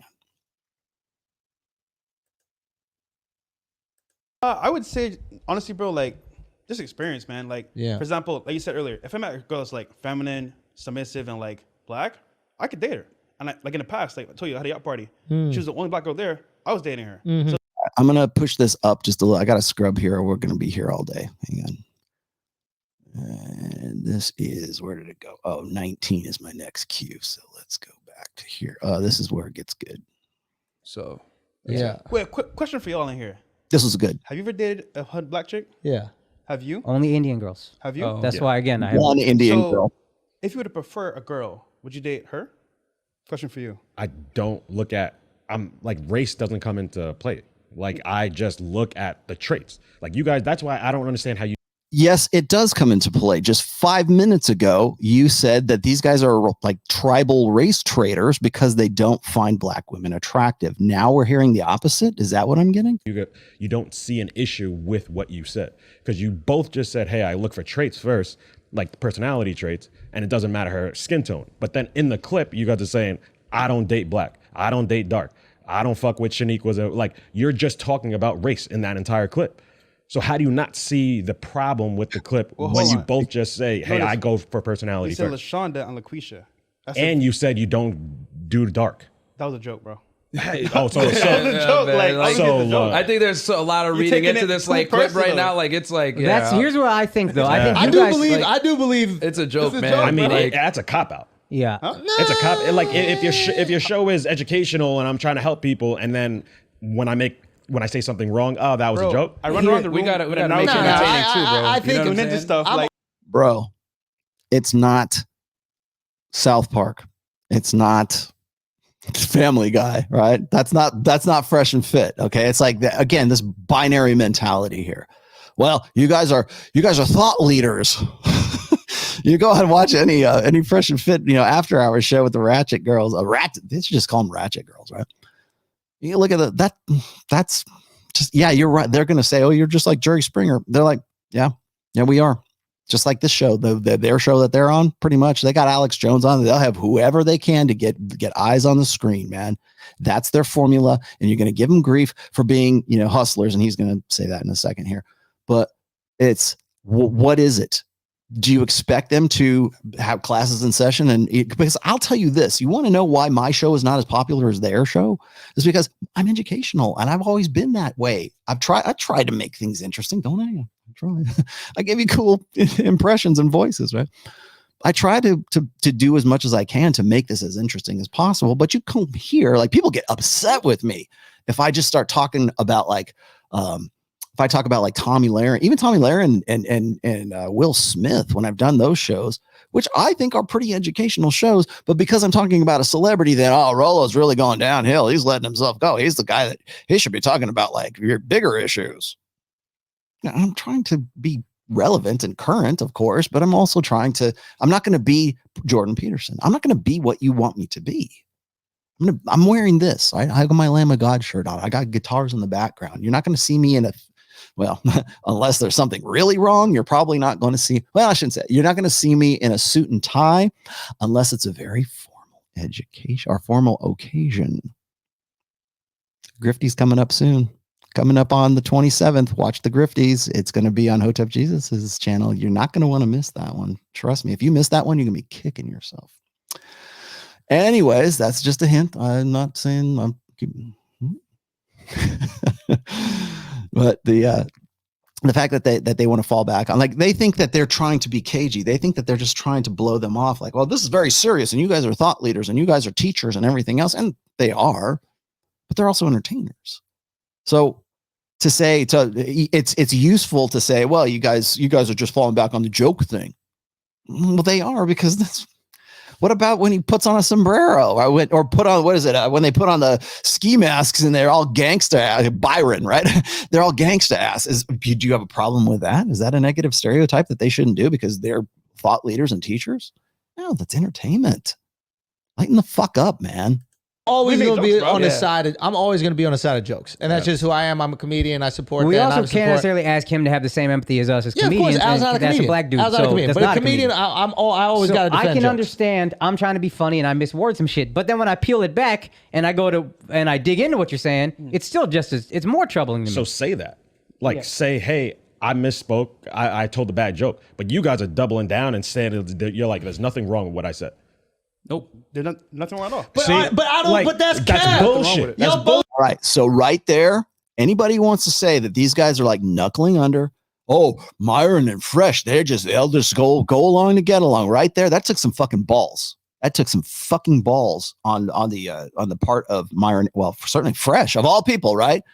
Mumble mouth Fresh, right? That took some fucking balls to say that. No, that's what we're at. And to him, now, granted, he probably wasn't thinking, well, I'm just going to be bold and say, fuck you. That's just the thought pattern. And I should say here that this is where you'll see the fundamental shift between like the difference, like the distinction between the way that a red pill man thinks, red pill awareness versus blue pill ignorance, because they don't understand. They don't understand why they could say something like that. They don't understand how they came to those conclusions. They don't understand how they became aware. And because to them, I want to say this too. I got to point this out because I've been running up the flagpole for this from, I think it was Chris Williamson or something like that. Was that the guy from Total Drama Island? Was giving me shit about, and they even give him shit here in a second about this, but about anger. Oh, sounds angry. You guys sound like you're hating on our Nubian princess sisters, right? That making a racial issue out of it. But you sound angry. Well, of course they do. Because the language of empiricism sounds like anger to the language of emotionalism. Because emotionalism doesn't have a counter. It doesn't have an answer. It doesn't have an answer to rational, reasonable, valid, cogent arguments that come from the material world. Here's the data. Here's the sets. Here's this. This is why I think the way that I do. This is how I came to the conclusion that men need to be dominant. This is how I came to the conclusion that, hypergamy exists, right? Name the thing, right? Well, why do you believe that? It must be an ideology. No, it is not an ideology. It is a praxeology. And I can tell you in no uncertain terms how I came to thinking the way I do, or how I came to the terms of being the educator and educating men on this same stuff. I can tell you those things, but you don't have the language to understand it. You don't have the understanding because you believe in emotionalism, and you don't even realize that that's the language that you're using. It sounds like hate. It sounds like anger. I use exactly the same data sets as Rob Henderson. I use exactly the same data sets as like Rolf. Well, Rolf's not really I guess he's a researcher, but I use data sets from well-known evolutionary psychologists, evolutionary biologists. It doesn't even have to be even in those realms. I use data sets from sociologists and anthropologists. Especially when we talk about Genghis Khan, right? I'm trying to think what else. I'm not a odd as this may sound, I am not a neuroscientist. Okay. I have kind of this kind of bonehead, interest in a lot of that stuff. I'm not an endocrinologist. I am not, I know the basics and I connect the dots that I have available to me in those particular realms. When I use those data sets, and it's ROLLO Tomassi who says, here's a data set and here's a data set. Those are two dots, and I'm connecting those two dots. What do you think about that? That sounds like anger. It sounds like hate.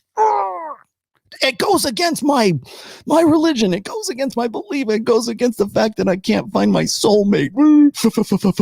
How dare you tell me this, right? I'm going to get depressed and despondent and nihilistic. Or I'm going to get aggro. I'm going to fight you on that because I'm so dependent on my belief sets being reconfirmed in an emotional world that when you bring in empirical data and you contradict that, then I'm going to fight you. And that's what white knights do. White knights love to fight you. So I really quickly, I'm going to take this out for just 1/2 a second here, you guys. I'm going to read you just a part, and this is from The Rational Male, book 1. So here you go, free material. I'm going to show you, where does it? This is a chapter, and it's also a blog post on therationalmale.com, and it's called Enter White Knight. You guys are probably familiar with this. I would hope you are. All right, so this is really good. So this is Enter White Knight. Can you guys see that? Let me see. Yes, you can. Okay. Enter White Knight. Okay. I wrote about this back in, September 20th, 2011. In case you're wondering, I've been doing this for 20 years now. Thank you, 2022. So, it's funny. I was looking at the ages, the relative ages of like Andrew Schulz and Akaash. Akaash, I believe, is 37 and Andrew is 38. I was writing this back when they were 28 and 27. And I have been writing while they were in high school. Let's just put it that way. And just so you know, just give you a little frame of reference here. All right. I have to start with this because this was really good. This is from the movie The Matrix. I'm sure you guys are familiar with that scene. The woman in the red dress. Morpheus says to Neo, the Matrix is a system, Neo. That system is our enemy. But when you're inside, you look around, what do you see? Businessmen, teachers, lawyers, carpenters, the very minds of the people we are trying to save. But until we do, these people are still a part of that system, and that makes them our enemy. You have to understand most of these people are not ready to be unplugged. And many of them are so inured, so hopelessly dependent on the system that they will fight to protect it. So that's that part. Now, this was what I wrote after that. Every random chump within earshot of your conversation about game or really red pill awareness, about your changed way of seeing intergender relations, about your most, objective critical observations of how women are, etc., women's nature. Understand that chump waits every day for an opportunity to correct you in as public a way as he is able to muster. That AFC, average frustrated chump, it's what we used to call simps and betas back in the day. That AFC who's been fed on a steady diet of noble intent with ambition of endearing a woman's intimacy through his unique form of chivalry. That guy, he's aching for an opportunity to prove his quality, prove my quality, by publicly redressing a villain like you for your chauvinism. And that is exactly what this entire episode is right there. Thank you, Rollo Tomassi, circa 2011. Even under the conditions of relative anonymity, like the internet, he'll still cling to that want of proving his uniqueness just on the off chance that a woman might read his rebuff and be fatefully attracted to him. This is the bread and butter of the white knight beta. It's best to assume that most guys who pick up on just your game vibe, to say nothing of overtly talking about it, are going to side with the feminine imperative by default. For practitioners of beta game, soon to be explained in my upcoming fifth book, which is to say the better part of 90% of guys, this is an organic opportunity, like an unsolicited opportunity to identify with with women and engage in the same shaming conventions women use without the fear of having it seem contrived. meaning that they're not trying to look for problems so that they look good to women. It's dropped in their lap and they're ready to go, right? Now, this is the mechanics of it, but the rabbit hole goes deeper than that. For the beta game that our noble white knight is so invested in, he depends on an assumed system. That's what every guy in this studio is presuming, that everyone agrees with them. Okay, that's why this seems like so shocking and alien a thought to have these two guys come in there and say, "No, this is just how we are. This is how we think." Right? He depends on the white knight. He depends upon reaffirming his assumed understanding of how to best achieve a woman's intimacy, sex. He must reaffirm that presumption by defending it and looking for opportunities to show he adheres to the feminine imperative, or the version of the imperative he's been taught to believe in. His game, his ego-invested identity is literally dependent on that system, not unlike what Morpheus was telling Neo.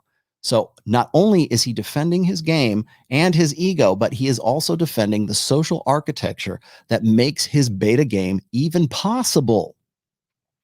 If you see when an AFC clings to the mental schema that make up an AFC mindset, it requires a constant need for affirmation and reinforcement. That's what these guys are looking for. That's why they're there backing each other up and trying to build each other up in the midst of guys who are just like, they're red pill aware. And they're like, well, how did these guys come to this planet? Right? Particularly in light of glaring lack of verifiable success with women while clinging to it and behaving in accordance with that mindset. AFC's chumps are like crabs in a barrel. Once one gets to the top, and you're going to see one get to the top here in a second, to climb out, and another drags him back in. The AFC needs other AFCs, to chumps, betas, simps, whatever, to affirm his blatantly obvious lack of success. He needs other chumps to tell him, don't worry, just be yourself, or she's just not a quality woman because she can't see how great a guy you are. We're going to look at that here in just a second. But this is, like I said, this is straight out of, what is it? My book, honestly. There we go. There we go. Push this back. That is from Enter White Knight. And I brought that up, and I'm prefacing this because I've got I'm about halfway through right now. Sorry, my list anyways. And what's going to come up next, it's important that you know the fundamental mechanics of white knighterry, let's just say. Why are white knights so want to fight you? Like I said, the whole Neo in the Matrix kind of thing, right? The red dress scene. That the people who are locked into the Matrix are dependent on that system. They're dependent on it because they think that it will make them happy. Like even was it Andrew here was just saying a moment ago, I'm looking for my emotional safe space and my okay, that is the language of the Matrix. That is the language of the system that he is in. So it seems like natural for I get it. It's their native tongue. Emotionalism is their native tongue.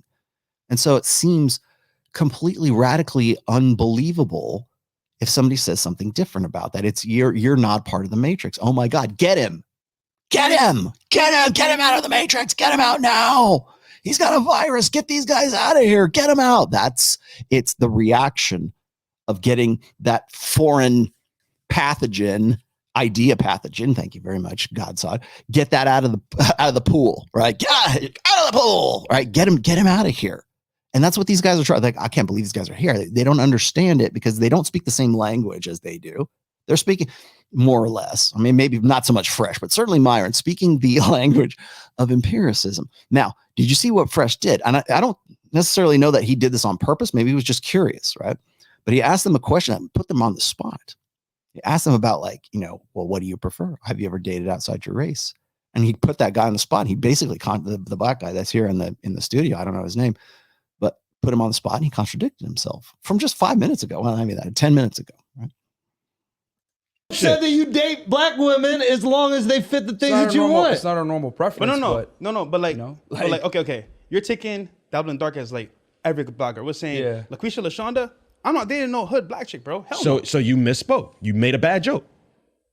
Nigga, we said it's a joke. No, but I'm saying so you made a bad joke. So you wish you didn't say that. No. But is this see the disconnect right there? He's like, no, we're not South Park. We're somewhere between South Park and Jordan Peterson, right? Somewhere along those lines. So they're expecting them to speak their language. And if they don't speak the language and they don't understand it, then, and he, Fresh says it's a joke, and he doesn't, the language, the miscommunication right there, the only thing the guy can say is, well, then I guess you misspoke. No, it's only misspeaking from the perspective that he should be in the Matrix. It's only misspeaking because he presumes that Myron and Fresh should be correctly in their particular context, and they are not. And that's why you have this clash between emotionalism and rationalism right here, right before our eyes on this show. Hypocrites. You're being hypocrites, and this is a cop-out. I don't know. I just feel like it's ego. It's like sometimes we get in the situation where it's only hypocritical from the context that you believe that they should believe what you believe. Like, I've done this. I've said some shit. Listen, we do this shit all the fucking time, right? You say some shit and then you get all this backlash and you're like, man, fuck all these people. All right, I'm going to move on. I've got, we've got to get up to 22, which is just a little bit past here. There we go. This is a good one. Really trying to help, man. That shit is nice, bro. Because I nice. got one that's not, nice. and it's nice, but it's a lot of shit that is difficult, bro. No, it's fine. A lot of stuff you guys say in general, I think, is stuff that's kind of childish. Okay. It is. I saw a clip where you were like, "Oh, the nuclear family's falling apart. What do you do? I don't get married. Just don't get married." You're actually trying to help, man. Or you talking to fucking incels who are 18 years old? You know what I mean? That's some shit you say to college. I'm gonna turn you from a simp to a pimp. All right, bro. Can we grow up? You guys are self-help. Hey, we're trying to help men. So either we're funny, or help men and be real and be honest with yourself and don't have an ego like, no, I have a preference. Be honest. Have an honest conversation. And I don't think the manosphere or manaverse or whatever, I don't think it's a bad thing. I think there are people who are doing it really well. The roommates, Hafiz, that's who put me on. I love how he's not aware of anyone else except for the people, except for guys. He presumes, like, by the way, Hafiz would probably take offense to that. He is definitely not red pill and has said on several occasions that he wants to distance himself from red pill stuff or the manosphere or whatever else. Trust me, Akaash. That's a very bad example, and it shows how ignorant you are of the actual manosphere, because those guys are in fact they themselves say they don't want to be part of the manosphere. So let's move on here. The reason why he's having such a violent reaction here is because he's very ego invested in the idea of marriage. That's number one. So let's take this out really quickly. And I've got something else to share with you. We're going to go look at Akaash's let's go look at his I hate to pull a John, Modern Life Dating John, but it's important for frame of reference here.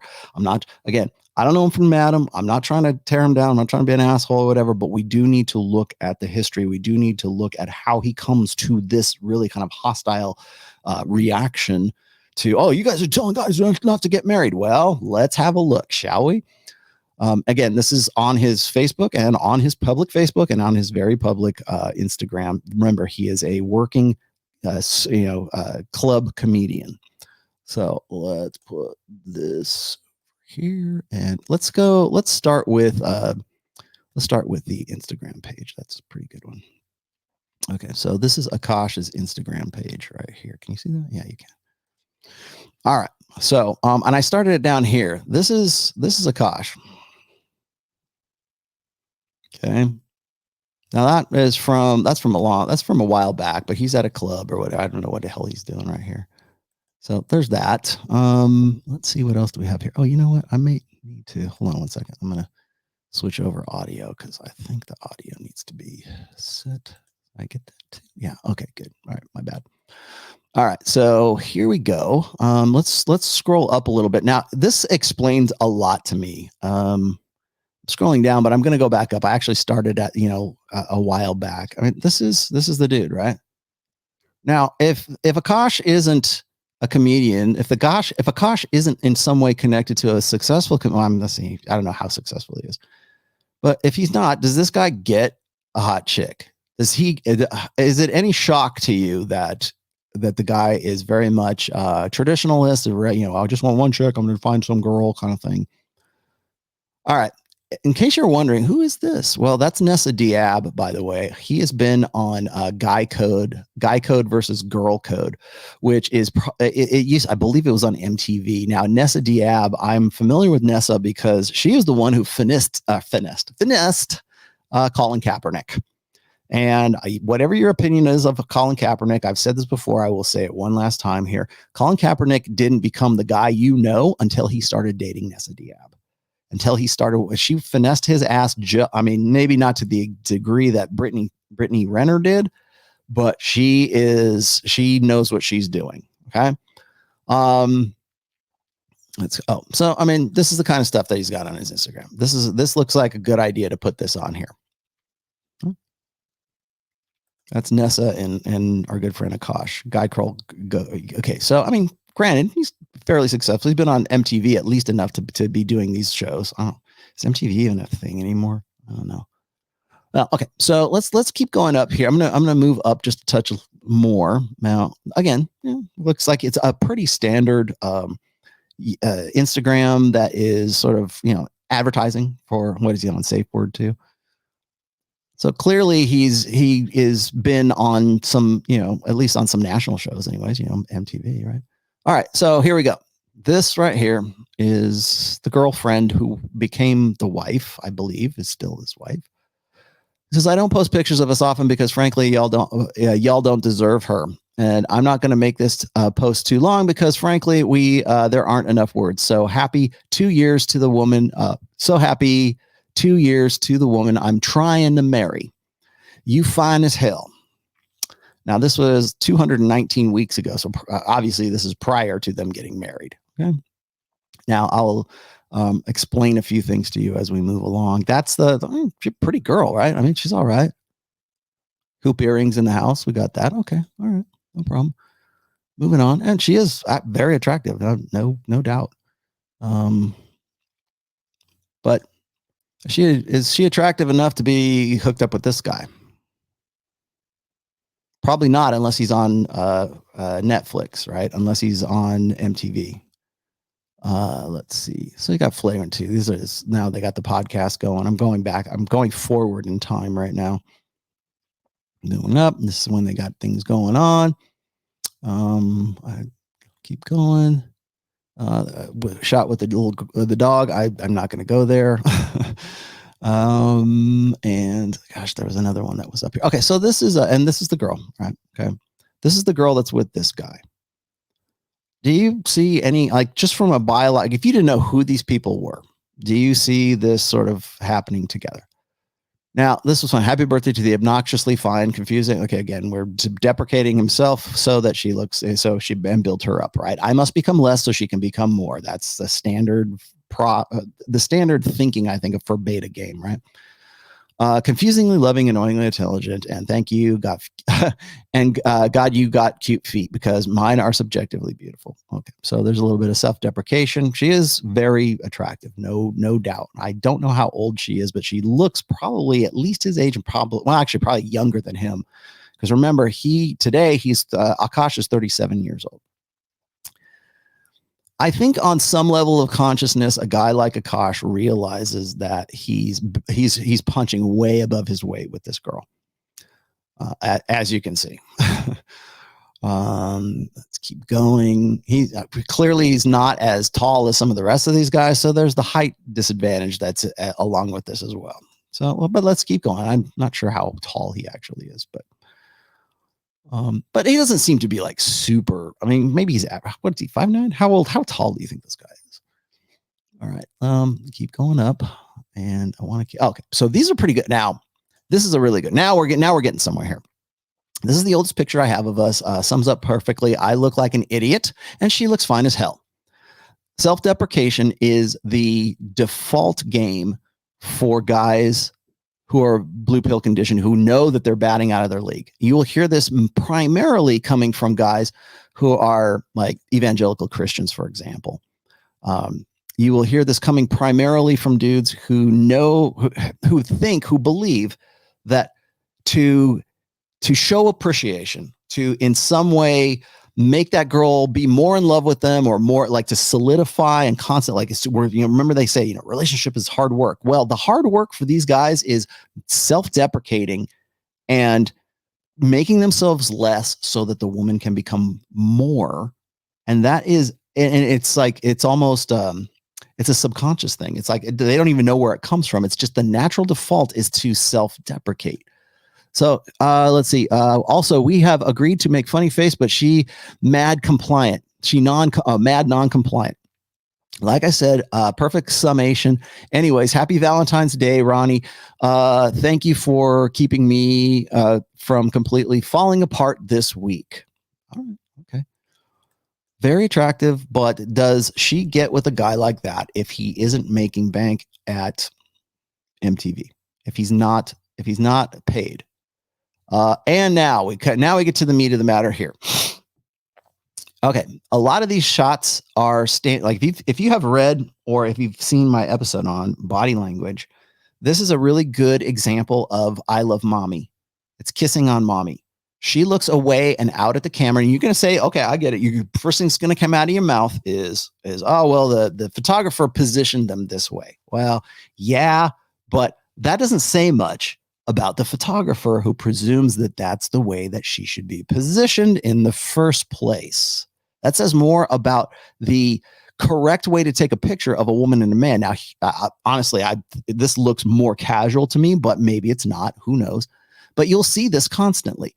Guys, if your photographer says, okay, kiss on her side of her face like that, and honey, look out at the camera and look powerful, who has the most power in this picture? I have talked about this in the body language. Well, you'll get it in book 5 because I'm going to include that in book 5. But in the shows that I have done with John from Modern Life Dating, who's done quite a few body language mastery courses, and also if you read I've got the essay for free on therationalmale.com about body language. It's called Body Language. This is the I love mommy pose. It's the kissing on mommy pose. It's the default, like I'm going to lean in green lines. That's not what I'm talking about here. That's stupid. Okay. What I'm saying here is that this is the natural, like default idea is like, oh, we're taking a picture. I want everybody to know how much I love her. I want everybody to know that this is my bitch. Right. It's a form of mate guarding is really what it comes down to. My girl and I talked about a relationship on the Horrible Decision podcast and tried to bring some sanctity to the hussy wheezy what the fuck, I don't know what that is. It didn't really work, and she just low-key flirted with my girl the whole time. We finna have words. Okay, what? So essentially he's posting that as a mate guarding tactic. Let's keep going. And moving up. I don't think that's her. I think that's someone else. Who is this? Who did they have on? Oh, that's not her. Is that? Maybe that is her. See, Randy? Lisa Ann, my bad. No, that's not her. That's definitely not her.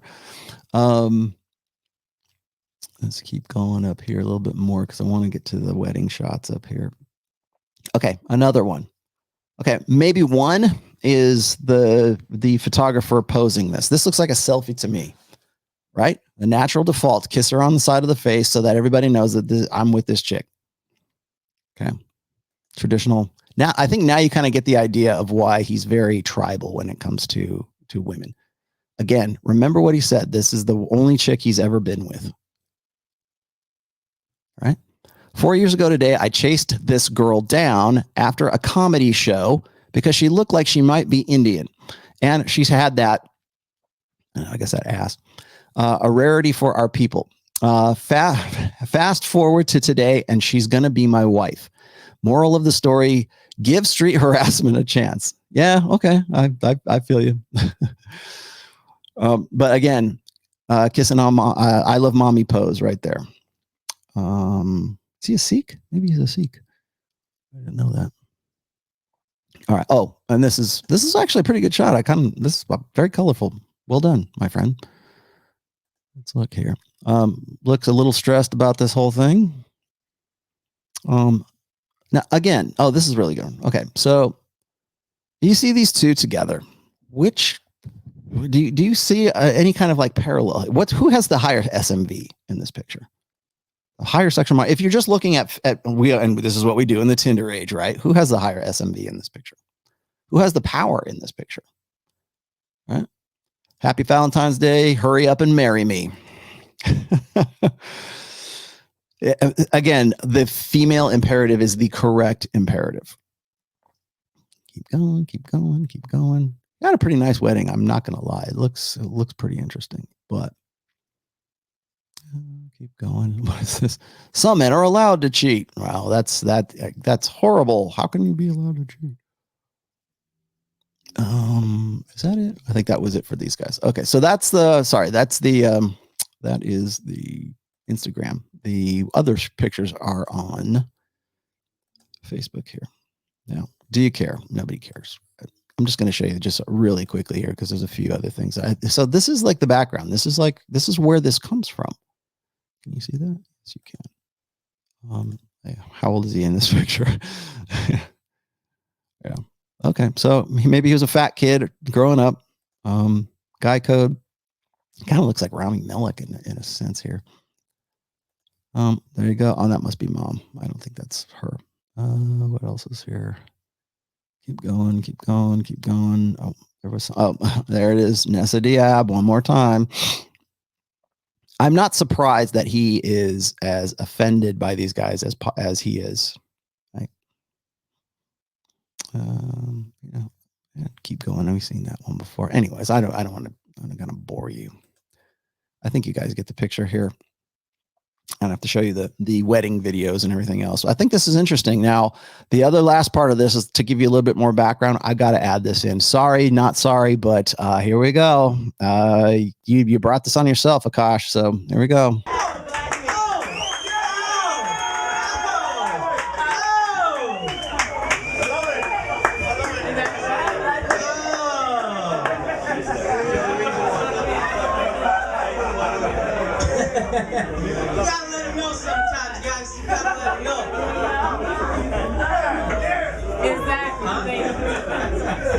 Go easy on sister. You do need something. You do need it. Yeah. I'm gonna listen to Morocco. She's a very sweet. That's how sweet she is. That I was not even being that mean. Truth be told, I was trying not to cuss. I'm taping this to submit to an agent. You just ruined my tape. Their exact words. I think he's really funny, but can I see something with less fucks in it? So I came up here. I couldn't cuss. And I just destroyed you clean. That's crazy, right? Oh wait, I'm sorry, I didn't get the cue right.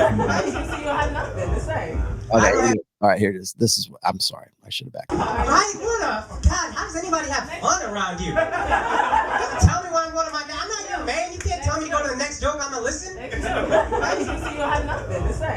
I don't have nothing. You're the reason black men date white women. Did we get that? You're the reason that black men date white women. Oh. Not hypocrite to you? That sounds very hypocritical to me.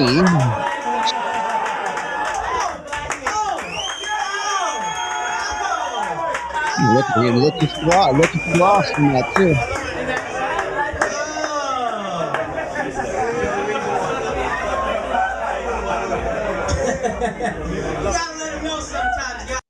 Well, you gotta let them know sometimes. Here we go. Let's do it. I don't have nothing. You're the reason black men date white women. I wonder if the brother on that show is gonna have something to say to Akaash after this show. Probably not, because they ain't gonna watch my show. Nobody watches. None of these guys watch my show. That's for damn sure. Let's keep going. Great, but let's just be mature about what we feel, and part of that maturity is, it was a bad joke. I don't actually feel exactly that way. I mean, if you guys feel was that a bad joke just a minute ago? Just saying. that way, that's fine. But respectfully, we make our content. You know what I'm saying? People enjoy it. We make jokes on it. We provide entertainment. We provide education. We do everything, because if you just only provide, self-help stuff without any type of entertainment value, people aren't going to agree with that. I think jokes are. So I think it's a joke. No, the joke again. I don't have a problem with the joke. I'm telling you guys. I think it's clear. I think you have, and I also would say this. I think it's very important. Yeah, you just heard that other guy back there. Problem with the joke. What? Did you have a problem with the joke when Akaash was saying exactly the same thing? And you go, huh? That men learn certain skills. Right? I think it's important that men learn how to fight. I think that's all right. Let's push this up just a touch more. This is actually, let me keep going. The incel thing. What we do is we provide guys information so they kind of go into dealing with women, especially in the West, in a way where they can protect themselves. Because marriage, even though it's a fantastic institution and we definitely believe in a nuclear family, the setup for it right now is not optimal because the divorce courts heavily, favor women. Yep. There's a lot of situations where guys can absolutely get destroyed from divorce and marriage. So we just tell guys, hey, go with your eyes wide open, understand the laws, understand the stats, and know what you're getting yourself into. I think I don't. That is the language of empiricism right there. That is saying, hey, guys, just like, does that not sound like logic? Does that not sound like a good idea? Like, be educated, make an educated decision, right? They're not saying, hey, don't get married. But, I mean, they will say on their show, hey, don't get married. So I will tell you this right now. Don't get married. I've been a successful, happy 25-year long marriage right now. I will say this every show. Don't get married. If you're a guy, don't get married. Not because it's a bad thing, because the way we do it now is fundamentally flawed. Completely fundamentally flawed. Getting married today for a man is one of the worst decisions you can possibly make as a man in the 21st century because it is all downside risk. That's why I say that. Not because I don't want you to be happy, not because I don't want to see family formations, not because I don't think that marriage is one of the best decisions that I ever made in my life. I think it was great, but I would not suggest it for guys now because it is building a house on land that you will never own. That's what marriage has become until we have some kind of fundamental marriage reform for Western societies. I cannot endorse modern marriage.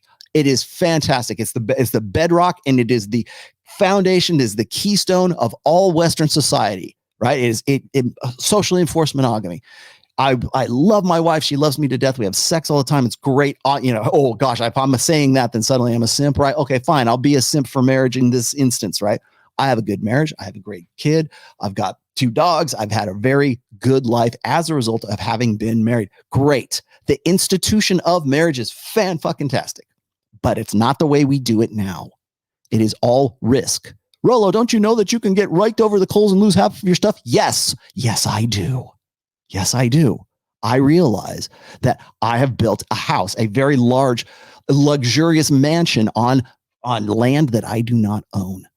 But I have a way to ensure that I can, at the very least, mitigate my risk to the lowest possible amount that I can, because I am red pill aware, because I am the game, because I understand women's nature and I understand my wife's nature. That's why.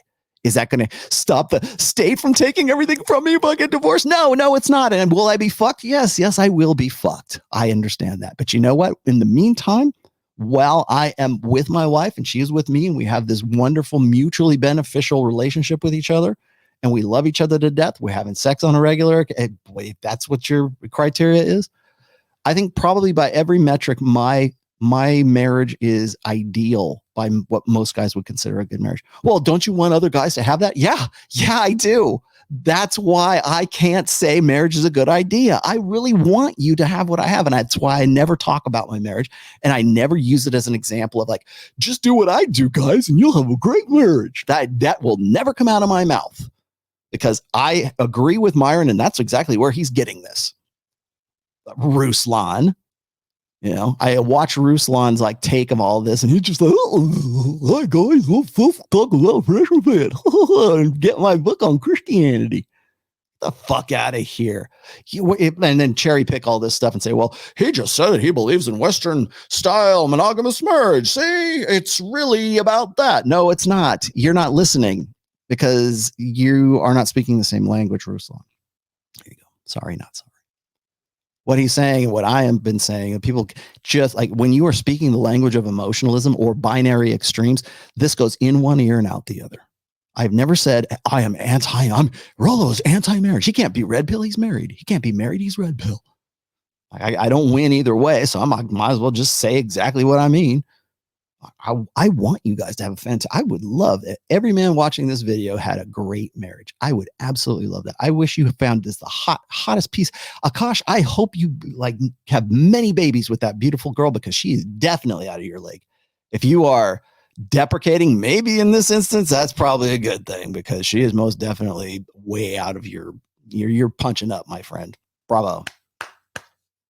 But you're also self-deprecating and you're also, I don't know what his situation is. Maybe it's a cultural thing, right? Maybe it's the tribal thing. I don't know. But I will tell you this is from the looks of those pictures, he is definitely I love mommy, and he is very much offended by what Myron and Fresh are saying because his frame of reference is the hot chick who gave him the shot and who's really, I mean, if had he not had the money he has, you know, given women's opportunistic nature, right? Given the fact that he didn't have he had enough to offset the way he looks and his awkwardness and his height and everything else. And okay, again, not a cut, but this is what I hear from Indian men. I, as I've said in the past, it's like, I would very much like to develop a program or help guys, particularly Indian men and Asian men right now, because their number one complaint is that the women in their culture don't want to fuck them. They don't want to have anything to do with them. They go on like, what is it? The Asian equivalent of like The Bachelor or whatever.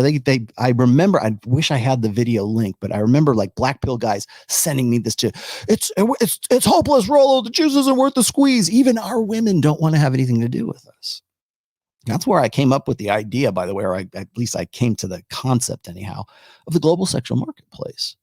Because those women in those countries, again, the perception, if the reality is not the same, but if the perception is that they are all entitled to 6'3", ginger supermodels, if that's the perception, then why wouldn't they hold out? And then the perception is also that they are entitled and they're strong, independent women, and they're going to be astronauts, and they've been taught from the time that they're little girls that they can do anything. Why would they not hold out for the best of the best? Why? Why would they, as I said in the other episode, why would they dumb themselves down? Why would I want to become suddenly feminine and essentially erase all of the progress that I think that I've made as a woman, because now I am a professional and a strong, independent woman? And why would I want to get with this 5'4" Indian guy when I deserve Justin Waller? Why would I not, or Jason Momoa, right? Whatever. When I deserve that, or the perception is not that she can actually do that. Okay. Just because I'm saying that that's the perception doesn't necessarily mean it's the reality. Okay. I got to keep reinforcing that because you guys don't seem to get that. That's the perception. And so therefore, what does that do? It creates this sort of ripple effect, this cascade effect. And so then you get guys doing these black pill videos with, you're talking about how, Asian women don't want to have anything to do with Asian men. They want to get with black guys and they want to get with white guys. I've heard the same thing from Filipino men. I've heard the same thing from Southeast Asian men. I've heard the same thing from Chinese, Japanese, India, particularly Indian men, especially when Indian men, I have an intimate knowledge of this, but I have counseled Indian guys who work in Silicon Valley. And they thought that they did everything by the book. They went and they got the degree. They're coders. They're making a shit ton of money. Don't get me wrong. They are offsetting the deficits that they have for height or that sex appeal or the anti-sex appeal, the anti-seductiveness of being an Indian guy, right? The cards are stacked against you. Now, can you rise above that? Clearly, you can. Clearly, Akaash has. Great. Awesome. But most of these guys want, they want Pamela Anderson. They want big tits and they want blue eyes and blonde hair, and they want her to be running on the beach in a red, one piece, right?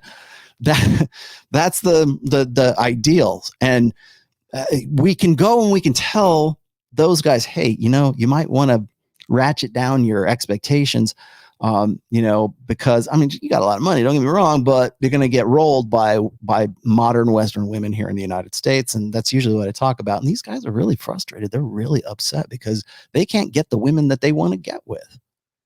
Nick Jonas goes and marries their women, right? There's a good example right there. Nick Jonas just got married to the Indian. Pretty sure they're still married, but American white guy comes in and swoops on the Indian women.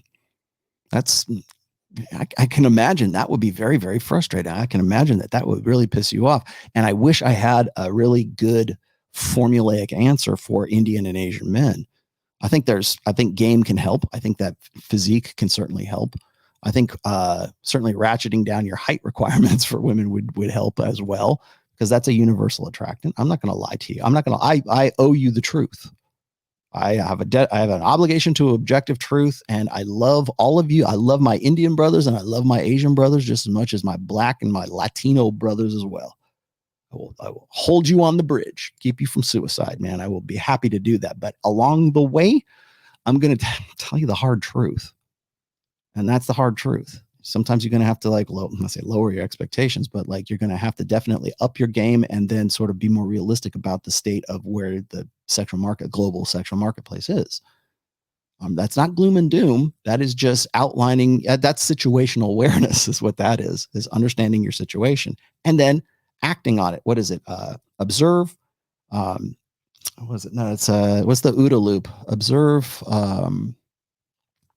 Forget what the other O is. Determine and act or something like the OODA loop, right? The OODA loop.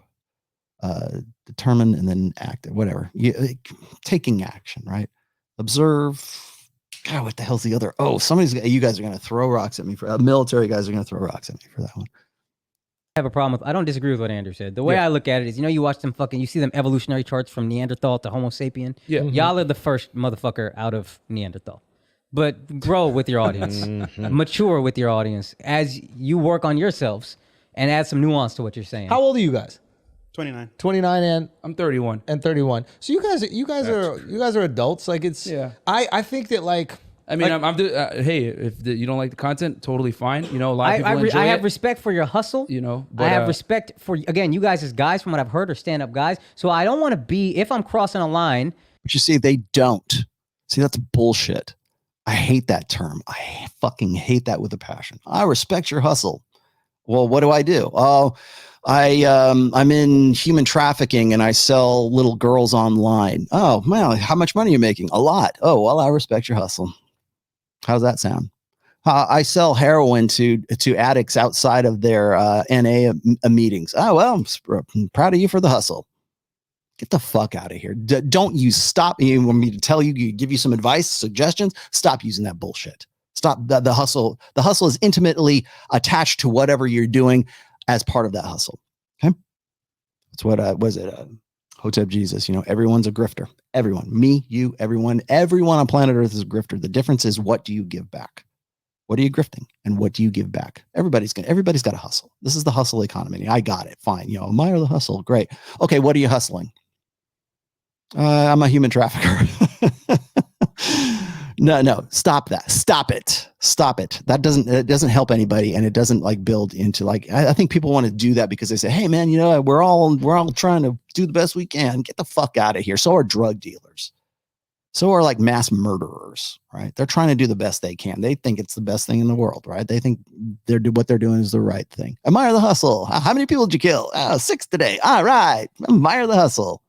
That's my bad. And I also don't want to. No, totally. I also don't want to talk shit in an environment where I know I don't have to fight and just say whatever totally because cool. I can't fight. So I don't want to be a phoney. I think it's important to be able to come together, have differing opinions, have a discussion about it. Yeah. No big deal. And you might feel our content's immature. That's fine. A lot of guys enjoy it. We help a lot of guys out. We've saved a bunch of guys from, hurting themselves. I don't want to say the word because we're on YouTube. Yep. Self-deletion. We get messages all the time about it. So I think we're making an impact. I think that's something I think this is something important because guys are going to reach out. I remember when I was young, right? Here we go. There was a book that came out called The Game by a guy named Neil Strauss. Hey, do you guys know? And this is the pickup artist movement kind of really happened around this book. And it was.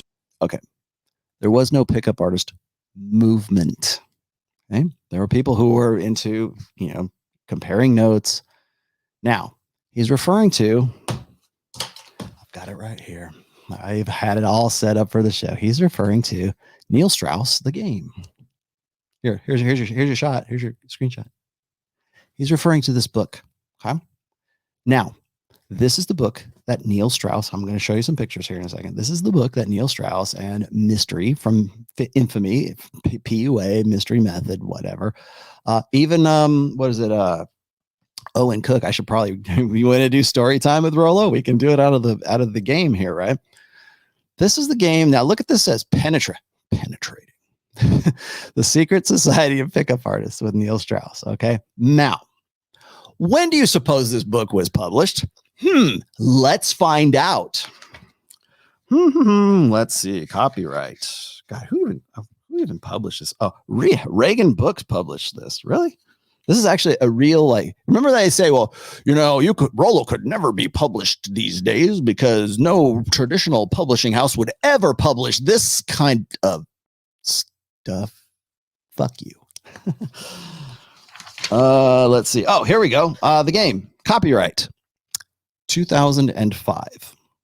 That's when this book, this lovely gold-leafed, looks like not unlike a Bible, right? Even has the little fluffy tag at the end of it right there, whatever that ribbon, right? Your bookmark. 2005, gentlemen. 2005. 17 fucking years ago. 17? Yeah. 17 years ago. Okay. That's when it was published. The stuff that happened in this book started happening right around 2002, I think. 2002, 2003. He wrote the book, took about a year to write the book, 2004, right? Or maybe he was writing at the same time. So let's just round it off. 2002. Okay. The events that took place in this book, 2002, we're still fucking talking about this today. Still talking about it. This is what set the tone. This is what created. In fact, there's even like, let's see if I can find it. There's even like cutesy little, even in the book itself. If you have this book, by the way, like every chapter has got illustrations, almost like a comic book, right? In each, can you see that? There you go. In each one of these things. And 2005, this was funny as hell. Today, I'm kind of like, whoa, that was the presentation of this stuff. And again, this book is fantastic, by the way. Read it. Not to get knowledge. Read my new book for that. But for an entertainment and for a history of where the red pill is now versus where it was back then, this is where it all started. MGTOWs, sorry, this is where your movement started. MRAs, modern MRAs, this is where your movement started. Black pill doomers, yep, you owe a debt. You owe a debt to Neil and Mystery because that's where all of this began. So yeah, it's very easy to think of these guys as characters. Oh, this is really good. I'm just going to read this one real quick thing here. It says, and this is a quote from the Feminine Mystique, by the way. Men weren't really the enemy.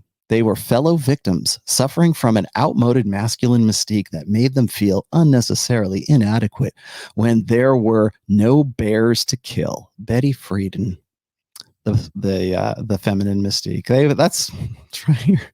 That's in this book, right? I love that quote, by the way, because, and I've used it before in other material, but I love that quote because it presumes that masculinity is a social construct. It presumes that, and by the way, also presumes that femininity is a social construct. I don't know if did you guys see the was that on Dr. Phil? There was on Dr. Phil. In fact, they're going to talk about Dr. Phil here in a second. But on Dr. Phil, Matt Walsh went on there and he went on with some guys who were transgender, transsexual, transvestites, whatever the hell they were. They were men with beard, or they were women with beards and very fey and very hoop earrings in effect too. So you just take that how you want to. But Matt asked them a very pointed question, and this was the thing that sort of set the woke mob off, not just on Matt, but also on Dr. Phil. He said, "What is a woman? Define what is a woman to me, to you, to me, to what should we consider a woman?" And of course, they didn't have any really concrete answer to that because their answer is always rooted in emotionalism, social constructionism, and the blank slateism. It's this subjective idea of like, anybody can be anything. You can be a black person can identify as a white person. A white person can identify as a black person because those are social constructs, right? Should be able to do that. What about men and women? Oh, I feel like a woman today, so therefore I'm going to change my gender, my sex, whatever, and I'm going to go and set a world record in women's deadlifting. And then promptly right after the competition, I'm going to change my sex back to male. And now a man holds the world record in female deadlifting. So we see this in transgender sports. But what I thought was interesting in the case of Matt Walsh asking that question is that it wasn't about, like, of course, everybody in the TradCon side thought it was about worldviews and degeneracy and from that perspective, I'm sure it is. But really, when I looked at that, how do you think I looked at that? I heard the voice, at least temporarily, in Matt Walsh speaking empiricism, asking an empirical question from well, really two, but certainly this one man, because they are male. Let's just be honest. What is a woman? You're pretending to be a woman. You've got mascara. You got, eyeliner on, you got lipstick. You're wearing hoop earrings. You talk as if you are sort of a middle-aged woman. So what does that do as far as the definition? Words make a difference. We have to have terms for that. That's why you see that change in language right now. Like when was it Latinx? I think is the thing. Well, they're done with the English language. We've already taken MAN, those successive letters out of any word. So now we're going to move on to the Romance languages, which are completely gendered. And it's no longer Latinas or Latinos, it's Latinxes, because we don't know what you feel like being today, senora. What do you want to be? Latinx. And of course, it's very insulting, I think, to Latin cultures because their language is literally based on gendering every fucking thing, every noun. La or el toro, la casa. El toro is masculine because that bull got some big balls. The bull is masculine, and the house is la casa. Because the señorita lives in the casa and she makes the comida, she makes the food, right? It's the female realm. How dare you? Well, that's how that language works. And if you're gonna fundamentally change that language, good luck with Latin-based languages, because French is the same way too, and I'm pretty sure, and Italian, and I think Portuguese is probably based on that as well. Good luck. But that emotional, the real argument is between the empirical data, the empiricism, we need a concrete, definite idea of what is a woman and what is a man. And to put that kind of rational, concrete definition on man, on woman, to do that would fundamentally challenge that guy, that man who wants to be a woman, challenge that trans person's identity. So if I say the social constructionism is horseshit, I'm just not just attacking the ideology. I'm attacking that person's identity. If I say, give me a 2 + 2 is either 4 or is 5, what is it? Well, I feel like it's 5. Bullshit. I can show you in no uncertain terms that 2 + 2 is 4. Here it is, empirical data, blah, blah, blah, blah, blah. In one ear, out the other. Empiricism, language of empiricism, rationality and reason versus emotionalism, subjectivism, social constructionism, and the blank slate. And when your identity is built on that false construct, if you tear away that, if you go and you attack social constructionism by saying, give me a concrete answer as to what this is, right? That removes that. And not only does it remove the foundation of that, it removes the foundation of their personality. And that's why they got so pissed off. And not just at Matt, but now at Dr. Phil, because he allowed that to happen. I was going to produce that. I was going to put the video out here, but I'm afraid I will probably get a copyright strike if I put that on. So I'm not going to do that. Go look it up for yourself if you haven't already seen it. It's laugh worthy. Yeah, yuck it up. But notice the language in the discrepancies between the two. Let's put you back in, my friends. So anyways, the game. Let's keep going here. They did a pretty good job with this. This is funny. And I remember reading the book, and I remember like talking to my friends, like, bro, you guys got to read this book. Like, there are people who have actually like found the science of getting laid. And at first, it was like really exciting, right? It was like, oh my God, like they're like tools to this shit. It's not just rolling the dice every time you talk to a girl. Like there's things that you. Okay. Bear in mind, when the game was published, it was 2005. Okay. So let's do a little math here. If Andrew is 38 now, let's see, 10, he would have been 17 or 18 years old, somewhere around there when this was going out. So how do you think the 17-year-old, 18-year-old mind of Andrew wrapped itself around something like the game? Do you honestly think, here, let me put myself in, do you honestly think that guy or even Akaash for that matter, because he's going to claim he read it too. Do you think they read that at the age that they were at, even if they were older? Like maybe they picked it up later. Maybe they picked it up 5 years afterwards and they read it and he was 20. Do you think he actually read the whole book? Do you think he actually worked his way through it? This is a pretty thick book, by the way. This is maybe smarter than I think. It's like 452 total pages with the acknowledgement.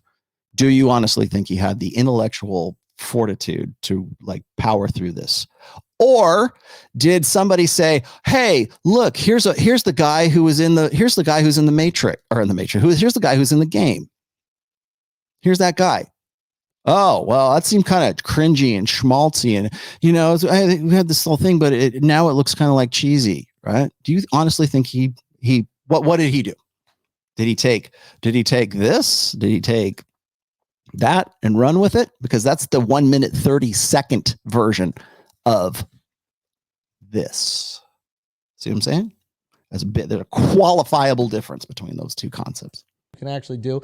And then eventually it was corny because I thought it was weird that if you thought you had so much value, you would have to devalue a woman for her to see value in you.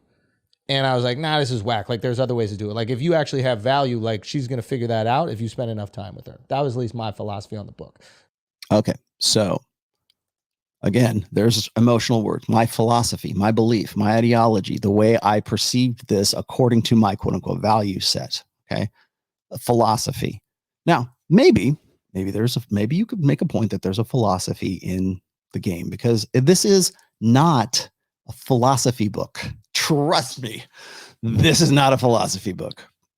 This is not an instruction manual. This is entertainment. Now, there's some really good shit in here now, and of course, it probably pointed you towards like old forums like So Suave or Alt Fast Seduction or Venusian Arts or RSD, because that's where Owen got his start as well. In fact, I even got the chapter already marked for that. But this is not a philosophy book, Andrew. And I think you know that. If you read it, you would know that I'm crying out loud. It's practically a graphic novel, man. But when you see this, and that's the greatest representative of what a PUA looks like, what we don't remember is this shot, 2002, man. This is 20 years ago. And that's still informing your imagining of what a PUA is, or what a dating coach is, or what, this is the South Park. This is the South Park version, right? Oh, it's just a joke. That's the South Park version. And let's have a look at Neil Strauss, by the way. Here's Neil Strauss in the bikini right there, because he had some podcast where he was coming out. I think they were doing something in a hot box or some shit like that. That's Neil Strauss, right? Oh, well, okay. How about, here's a better shot. That's Neil Strauss too. Okay. That's the guy who wrote this book. Okay. Just throwing that out there. I remember when people really took Neil Strauss seriously. He was on several talk shows during that time. People really wanted to pick his brain about it. And it's the science, right? It's the science of seduction. I mean, even Mystery, I think, still bills it like that. I don't know if he's still doing it. But if your impression of what the red pill is looks like this, you need to update your fucking software, my friend. You need to update your OS. You need to pull your head out of your ass and stop being so intellectually lethargic, because this looks like something that disagrees with your ideology, your philosophy. Stop it. This is 20 fucking years old. This guy was 20 years younger when that book was published, when he wrote that book. Okay. Stop it. This is not the face of PUA. Okay. But that's the boogeyman. That's the easy, I would never want to be like that. Leisure Suit Larry. If that's your impression of what a PUA is, you need to update your software. You are irrelevant. You are ignorant. In fact, you are gleefully, confidently ignorant.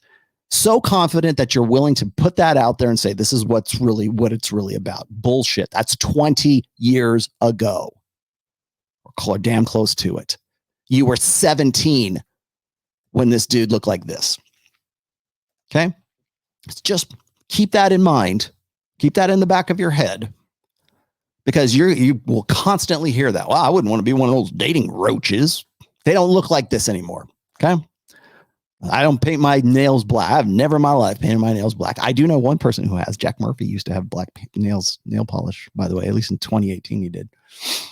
But yeah, I mean, if that's your impression, if that's what you think is like, the gospel truth, you need to update your OS. That like you gotta like hurt their feelings and shit, so all of a sudden they like you. It's like, if you think you're the shit, I don't gotta hurt your feelings. If you truly believe in yourself. So it's, again, this is a very common misconception, I think, of PUA, is that it's all about neg hits. It's all about tearing this girl down, and that is only one small aspect. And guys like this latch onto it because it sounds like it's mean. Right. So I was like, all right, this is a little bit corny, but what I thought was really important about it is that it took certain guys who could never fucking get laid and got them to a point where they could get laid. And ideally with that tool, they could learn how to not misuse it. And I think that's the same with like dudes who don't know how to fight. They want to posture up and beat up everybody, right? Yep. And if you go to a fucking boxing gym, never one of those dudes try to start a fight with you. And I'll say this, like what our channel does is like we help guys prepare themselves to kind of like you don't think so, deal Al? with women in general. Not at all. I actually thought of that. Have you been to a boxing gym? No. I'm talking about that book. I thought about that book. Do you book think with people this are really going to specifically. learn those tools and then have the wherewithal to learn not to misuse it? I think at the end of the day, That book is irrelevant, sir. That book is, now 17 some odd years old, right? Like 15, let's see.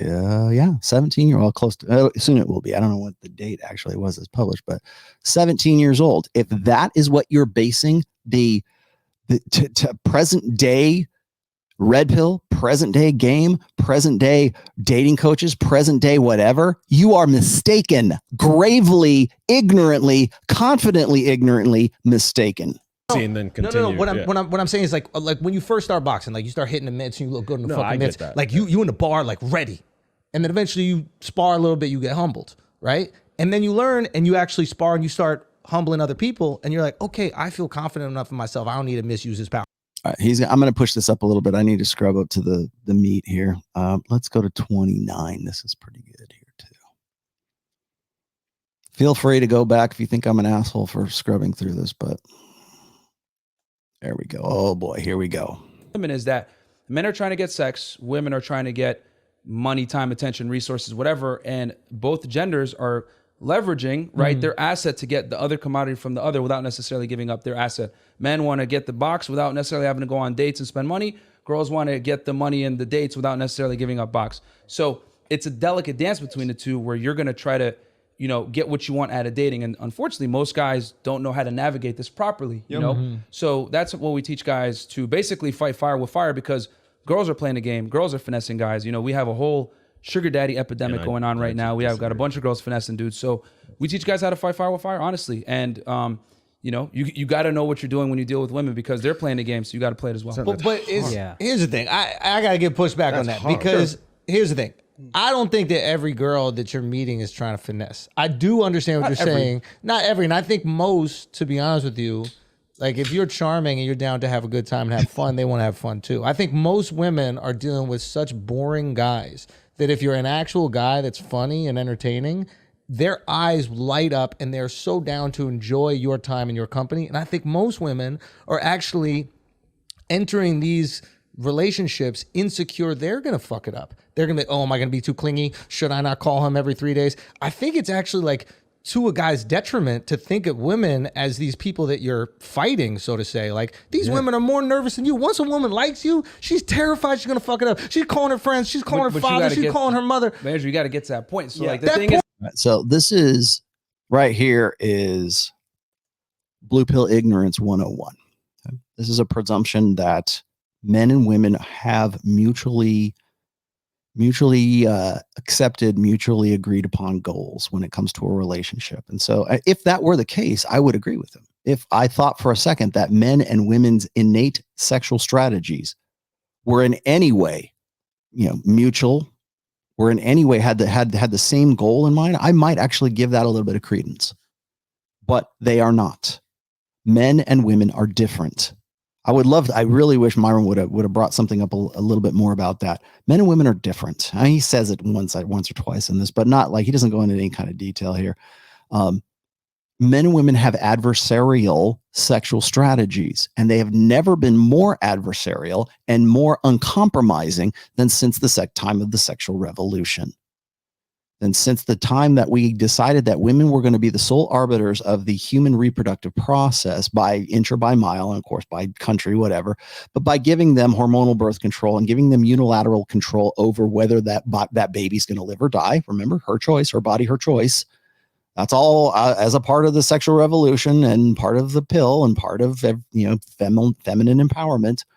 But we're still, these guys in particular, not myself, but like Akaash and the rest of these guys. Remember when I tell you that there is old order thinking and there's new order thinking? These guys are firmly planted at 37 and 38 years old, firmly cemented in old order thinking, to the point where it sounds offensive when somebody brings something up that challenges it. But not only that, it's like a foreign thought for them to say, well, not all women are like that. That's really what this amounts to, by the way, which is NAWALT. Not all women are like that.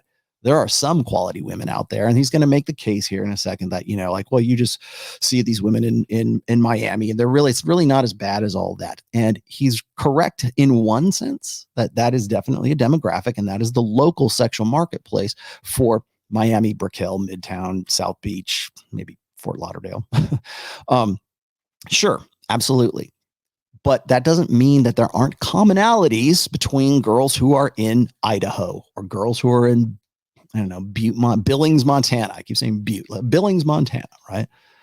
Women are human beings, and there are innate commonalities amongst all women. All women. If you look at the big 5 personality traits, women tend to be more agreeable innately. This is DNA. This is genetics. It doesn't absolve men or women from personal responsibility or free will. It's just saying that they're the operating conditions, right? The operative state of human beings has rules. It has commonalities. Well, we're all special individuals and no one's alike. Yeah. In ways we are all unique individuals, but you know what? In a lot of the ways, and most of the ways that count, in fact, the ways that count, that set legislation, that set the theme for shows like this, that set the theme for books like this and my book and everything else, those are based on commonalities that are so common that we can't ignore them anymore. So that is, in a nutshell, that's the lie of the fallacy, I should say, of individuation, that everything is just random chance and we're just all the products of social constructionism, our environment, and, the luck of the draw and the fate of the gods and whatever else, however you want to sum that up. While at the same time ignoring that, I should say that I got this out of Steve Stuart Williams' book, by assuming that human beings are the only animals on planet Earth who don't operate like every other animal on planet Earth. That what is it? Dogs do what dogs do. Cats do what cats do. Great. Ned does what Ned does. Fish do what fish do, right? But we're saying, you know what, man, all bets are off for human beings. There's no commonalities whatsoever in human beings. There's lots of commonalities for killer whales, right? Wolves on the Arctic tundra, silverback gorillas, that we're happy to accept that because those are animals, right? The commonalities is this, are you more likely to be a little wary of a pit bull or a Rottweiler or a Doberman Pinscher than you are of a little dog like John from Modern Life Dating has? A little teeny tiny little white thing. I don't even know what that was. Beach on Freeze. What's more intimidating and why? Because there's commonalities. That thing looks like it's going to tear my throat out, and the other one looks like it wants me to feed it some pate. Sorry, John. We're okay with that because that's an animal. That's a dog. That's a vicious attack dog, and we're not. But we're going to say, well, you know what? Amongst every life form on planet Earth, the commonalities work for them, but not for humans. Nope. And we're willing to build societies and social orders and what's correct and what's not, and our moral bases and everything else on this old order ideal. And that's where these guys are firmly rooted right now. So let's keep going. Wait, it's a 30-minute conversation. Yeah. She's like, I'm gonna here's the marry thing. this guy. Hold on. Here's the thing. Most dudes are invisible to most girls. Yeah. Women only see a small percentage of men. Top guys. Most guys are virtually invisible to them. That's the reality. So I think Look at Akaash. He bristles at this because he was the guy who was invisible for so fucking long. When you look, think about, and I took it down, but you think about that high school or that grammar school picture of him on his Facebook. Look at the shots of him prior to meeting his very beautiful wife, right? That he knows he's batting out of his league, or above it, punching above his weight for sure. He's bristling at this idea because he knows he can't refute it, because he's been the guy who has been sexually and I hate to say it, I'm sorry you guys, but I owe you the truth. Most Indian guys and most Asian men are sexually invisible, at least certainly in a global sexual marketplace right now. I'm not saying that that's reason for you to go into some deep depression. There's ways around that, but that's the experience that most Indian men have and most Asian men had, and I know that Akaash is one of those guys.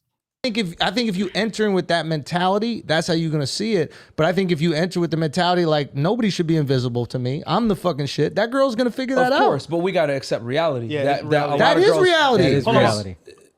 So let me just add this, right? Yeah. So your point of view is from your experience, right? Yeah. We talk to guys and girls every night, every single day. We're actually in the dating field every day, dating apps, sugar sites. We're in there in the field, learning real time. So when we give advice regarding this topic, bro, it's like we're in the field with girls right now. In Miami. So like his experience. All right. So right there, I'm just going to toss this out real quick. Right there, that's when everybody goes, oh yeah, of course, it's in Miami. And that's that feeds into, and guys, Myron Fresh, if you're watching this, whenever you say that, when you acknowledge the fact that these girls are in Miami, he's trying to, I know what Fresh is going to say next, but when you throw that out there as sort of this disclaimer that, it's the Miami local sexual marketplace in Miami, as they've said, it's like the the World Olympics of game in Brickell, because you have to be on top of you. I got to do some video down there just so you guys understand what I'm talking about. But he's correct. It's the World Series of game. It's the Olympics of game in that area. And there's other places too. Some parts of Vegas are like that too. I'm trying to think maybe there's some places in New York. I don't know. Certainly Miami, lots of money, lots of hot chicks. If you think, like, when I always talk about like how like 40% of women in the United States are obese, right? And 75% are overweight. That ratio is very much out of whack in Miami, because there are beautiful women, beautiful men too, beautiful men and women in Miami everywhere you look, and there's a lot of money there. So yeah, people want to say, well, you're insulated because it's there. They're not all like that. No, but there is commonalities between the same girl. The reason why the ratchet ass bitches that they bring on Fresh and Fit are such a good example of female nature is because it's at its most extreme. It's easy to make an illustration of these girls and say, well, this is when Rollo talks about how women are hubristic, or when women, like they're unrealistic and they have super inflated egos as a result of social media. And you say, well, maybe that's in the West. Yeah. Okay. You can even make that case too. The girls in Miami are different than the girls in Billings, Montana. Okay? Well, still in the United States, still in the West, but yeah, you're right. Certainly there's situational awareness for sure. The women in Miami are not representative of the whole. Neither are the women in India. Neither are all the black women in the world. Neither are all the Latin women in the world. Neither are, okay, you're taking them in individual groups. So you can subdivide that and turn that into whatever it is. That's more fallacy of individuation. There are general commonalities between all women. All women approach love opportunistically. I made that case last week. I made that case with this. Actually, where is it? I've got that right here. All women are opportunistic. Okay. We look at the complaints that women have is like they can't find a proper guy. They can't find a guy who's got lots of money and he's good looking and he's educated and thinks of himself as her equal. No, this was the first time I love to use this data set here. Okay. This is the enrollment share of men's share of U.S. college enrollment versus their their sexual from the GSS survey study, the absence, the celibacy rate, I guess maybe that's a better way to put it. I love using this. I'm going to keep this for a while. Okay. That rate right there is indicative of commonalities. We're happy to believe that about guys. We're happy to believe that there are commonalities between all dudes. No problem. But when we refer to women in certain ways, and when we say, well, not all women are like that, you know what? Nobody ever says, you know, what I tell you is funny is whenever you get a unflattering truth about women, the first guy who is part of the matrix will be the one to say, well, you know, guys are like that too. And worse, men do it too. You will, and usually it's a woman, but sometimes it's guys because they want to police your thinking, right? Another white knight trait. Men do it too. Oh, okay. But we're not talking about men. We're talking about women. Even Brittany Renner did that. She's like, well, what about men? Or how does that make you feel? Right. You know, they were actually talking about Brittany and she tries to turn it around and now suddenly it's about them. No, Brittany, we're not talking about me. We're not talking about how it made me feel. We're talking about the fact that you finessed PJ Washington into $200,000 a month. You have a baby in all of this, and you are Child Protective Services should come to your front door and take the child away from you. Seriously, because you are that whack. You are clinically insane. But we're not going to talk about that because she's going to turn it around and say, well, how does it make you feel? Who hurt you? Did you have a bad childhood? Who burned you? What girl? Why are you like this way? We're already reached the point where we're trying to reframe the conversation to emotionalism. Guys will do that exact same thing. And they'll go, well, because they can't think in any other different way, right? But when I see those discrepancies, when I see the stats right there, like I was just showing you a second ago, this one is good. I'm showing you this. That's indicative commonalities, which we're happy to use generalizations for men. But when we start using generalizations for women, then I'm an asshole. Chris Williamson. I gave you the same stats that Rob Henderson does, but because what came out of my mouth, then I must be mean and I must be taking glee, right, in it. Let's see, where's that one that I wanted to show you? Here it is. Women are wonderful, right? I already covered this before. This is what I'm talking about. Both men and women are rated research findings that described sex differences that were flattering to women as more congenial and judged the research revealing them to be higher in quality. That right there is exactly what you're dealing with in this show. 2 studies investigated how people reacted to research describing sex difference depending on whether that difference favors males or females. As expected, participants in both samples reacted more positively to female favoring sex differences.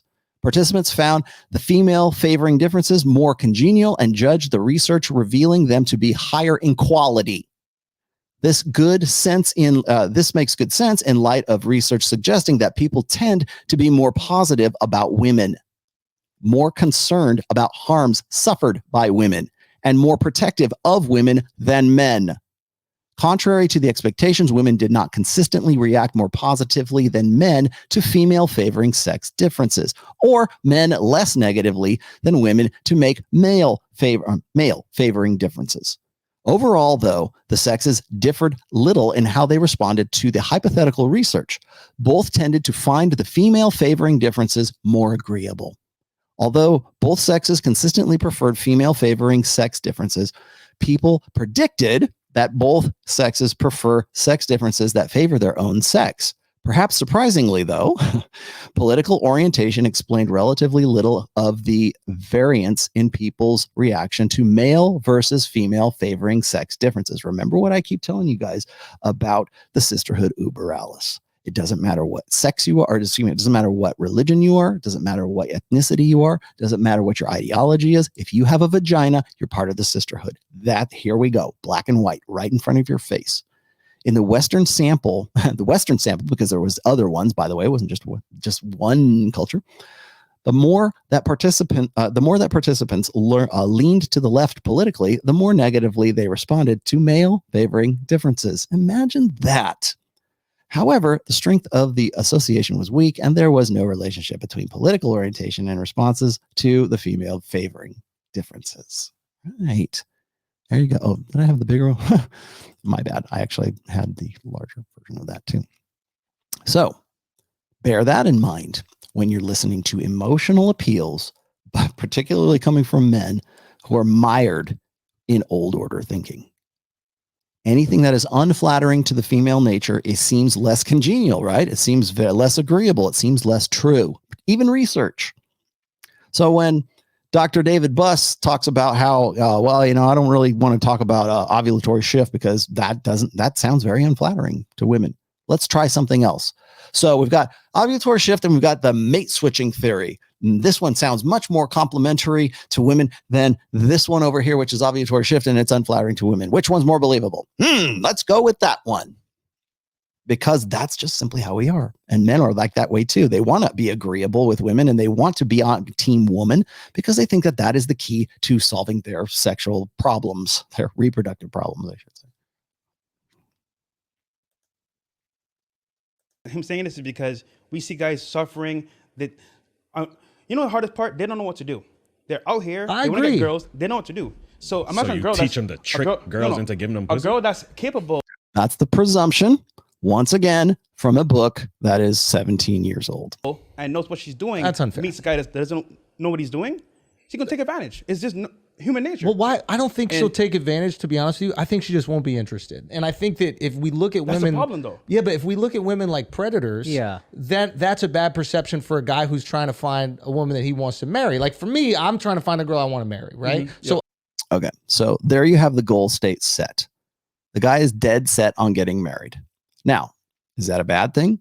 In Western society, I would argue that it is. From a contractual, from a, let's say, litigical or litigiousness, like, you know, whatever, from a practical sense, to have that as your main goal state, like, oh, I'm not going to be happy, I'm not going to be having my emotional security is dependent upon me getting married. And he is married. He just got married.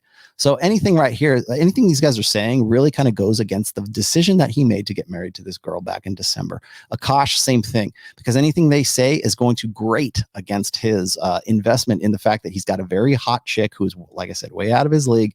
And he's going to do anything to protect not only his ego, but also to protect the appearances that if he agrees with any of what these guys say, he might lose the best chick, hottest chick he ever had, because she was really tough to find, right? Remember, he had to go beat her down. Well, beat her down. He had to go run her down and be persistent, and took him 2 years to get this girl to say yes.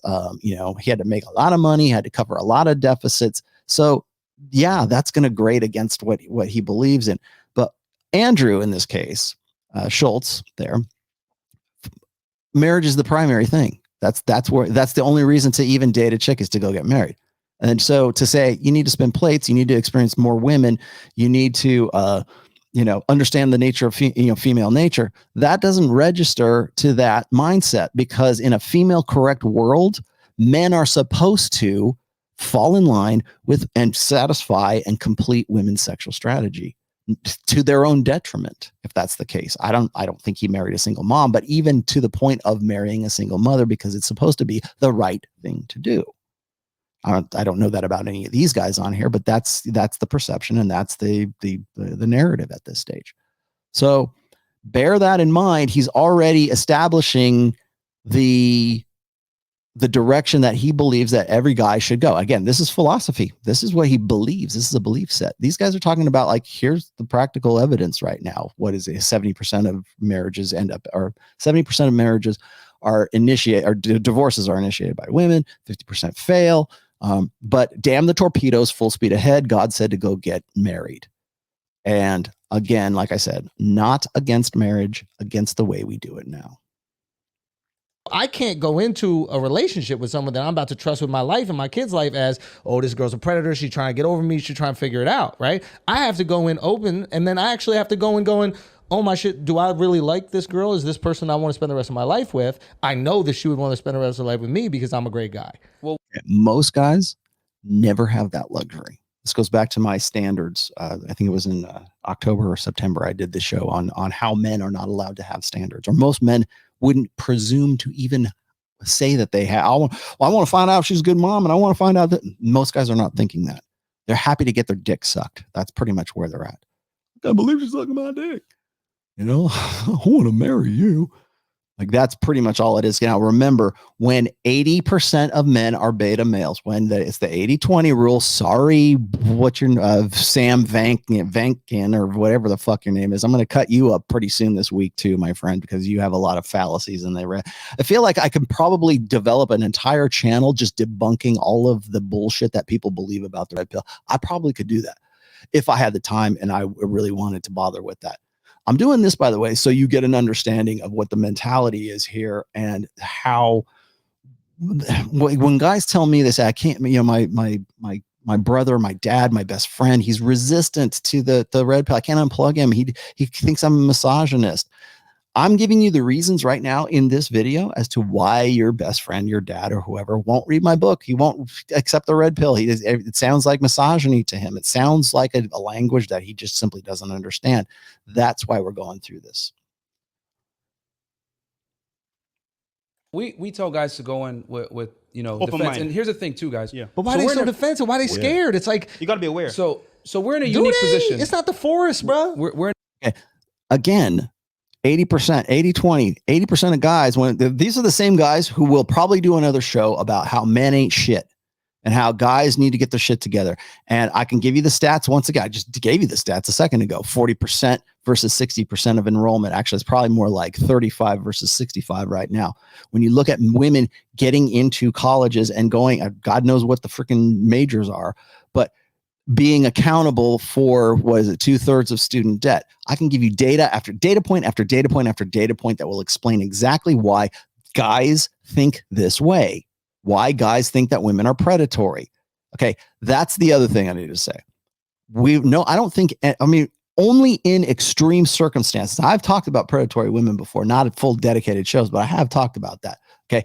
The reason why I don't talk about that very often is because I think that the quote unquote predatory female is exceedingly rare. Are they there? Are there gold diggers? Are there women who Lauren Sanchez and Jeff Bezos? Lauren Sanchez, definitely a predatory female. Nessa Diab, by the way, predatory female. There's a lot of Brittany Renner, very, very much a predatory female. That she's the textbook example of a predatory female.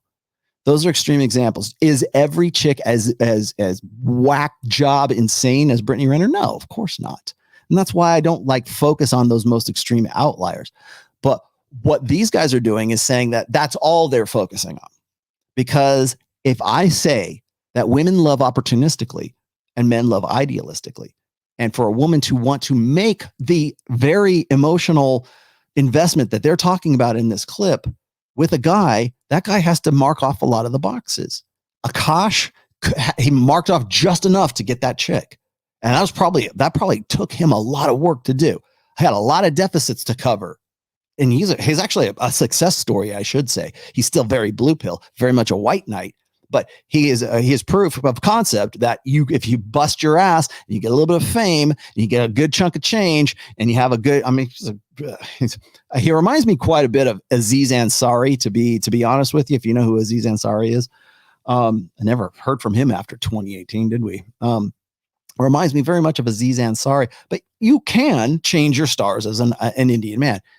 Is it difficult? Exceedingly difficult. But he's proof of that you can do that. And I think what's interesting to me is that if Akaash was red pill, he would be fucking on fire. If he was red pill aware and he was just kind of like, you know what, I'm going to have mental point of origin. I'm going to do my own thing. He would be on fire as a red pill guy. I will give you props there, Akaash. But the tendency is to go for binary extremes, to go as crazy with the overemphasis, I guess, on like predatory females. That's not what I say. Even when people say, well, you say that, what is it? Iron Wolf Tomassi, women fundamentally lack the capacity to love a man in the way that a man thinks that woman should be able to love him. Now and then after that, I say men's concept of love is idealism and women's concept of love is rooted in opportunism. I can prove that to you. I proved that to you last Sunday. I proved that to you with that Business Insider episode of that part there. In fact, that's where I got these. That's where I got this stuff right here. That's where I got this. And this is from Business Insider, right? And what did I say? And this is towards the end of the video last Sunday. But women are looking with the crisis of the Lost Boys is not about the Lost Boys. It's not about these listless, lazy 80%er, loser washout guys. It's not them. That the reason why a gynocentric social order is concerned about that is not for the well-being of the guys. It's for the well-being of the women. It's for the well-being of the women who want to complete their sexual strategy. They are looking for the guy who has his shit together, and we talk about it all the time. He has responsibilities, and he's going to be a good father, and he's going to be a good provider and protector, and parentally invested, and all on down the hypergamous side of the beta buck side of hypergamy. They're not concerned with your well-being, gentlemen. That and the guys who are also, I should say, who are beholden to that narrative. They don't care. They're not worried about you personally. They're not worried.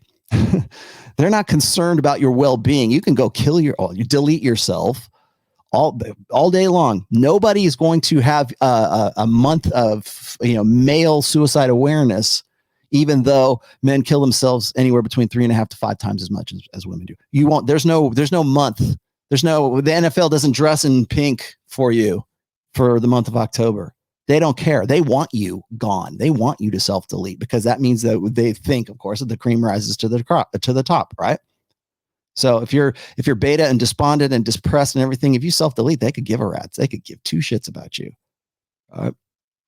I'm not saying that to be mean. I'm not saying that to depress you. What I'm saying is that the agenda is that they're concerned about that, the Lost Boys generation, not because of those, not out of some sort of humanitarian concern about those guys. They're concerned that there's not going to be enough of you guys to complete women's Barbie dream house. They're not concerned with you, living in a tent under a freeway somewhere. That they don't care about that. They're worried that there's not going to be enough guys to make that chick that was on the Steve Harvey show happy by giving, like, the Lord giving her husband, little old husband. That's not what they're not concerned about you. Nobody's coming to save you, gentlemen. Right? So yeah, you're goddamn right. You're goddamn right that we have to be on your toes and you have to be educated. And it doesn't have anything to do with predatory females or assuming the worst in women.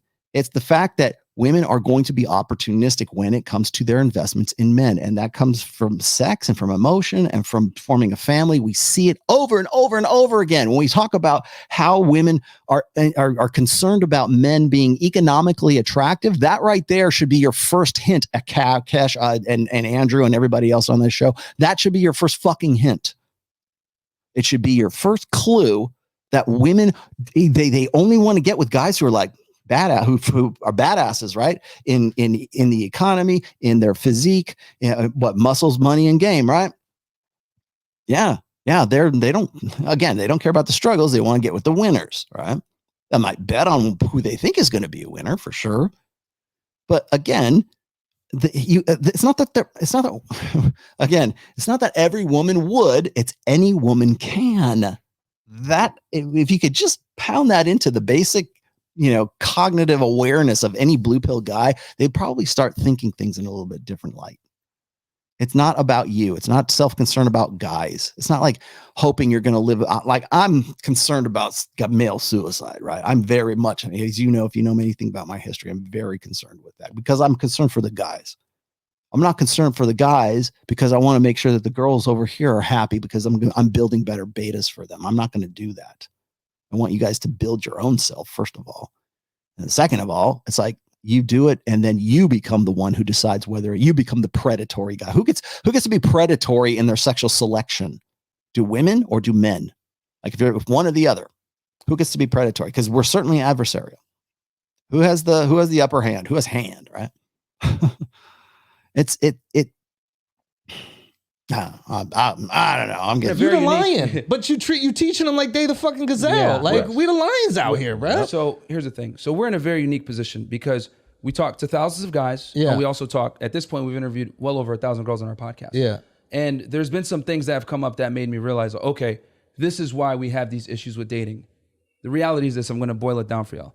Most women are delusional of where they think they stand, and most guys underrepresent themselves of where they think. So girls have an overinflated sense of ego for the most part, because we ask them all the time. We actually have a delusion calculator we use. And we ask them, hey, what type of guy are you looking for? And when they put in their ideal man, every single time, he's in the top 1% pretty much. Very rare, you know? We're talking well over 6 feet, over $100,000 per year, not married, not obese, etc. Not weird. Yeah. So You asked the ideal. no, of course, but they all think that they deserve that as well, is what I'm trying to say. They say that's what they want, and they feel that they deserve it as well. Don't you guys Right? think you deserve your preferences? Yeah.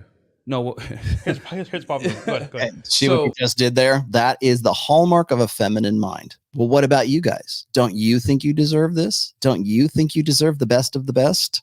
Right? That's not who we're talking about, Akaash. We're talking about women right now. Hold that question for afterwards, and we'll address that. But to throw that out there immediately is in the hope that I hope she sees this, bro. I hope your wife heard that, because that's really what that's about. That's almost a subconscious reflexive action on beta male white knight guys. but these girls are not necessarily in a position to demand that kind of man when there's not enough of these guys to go around. You get what I'm saying?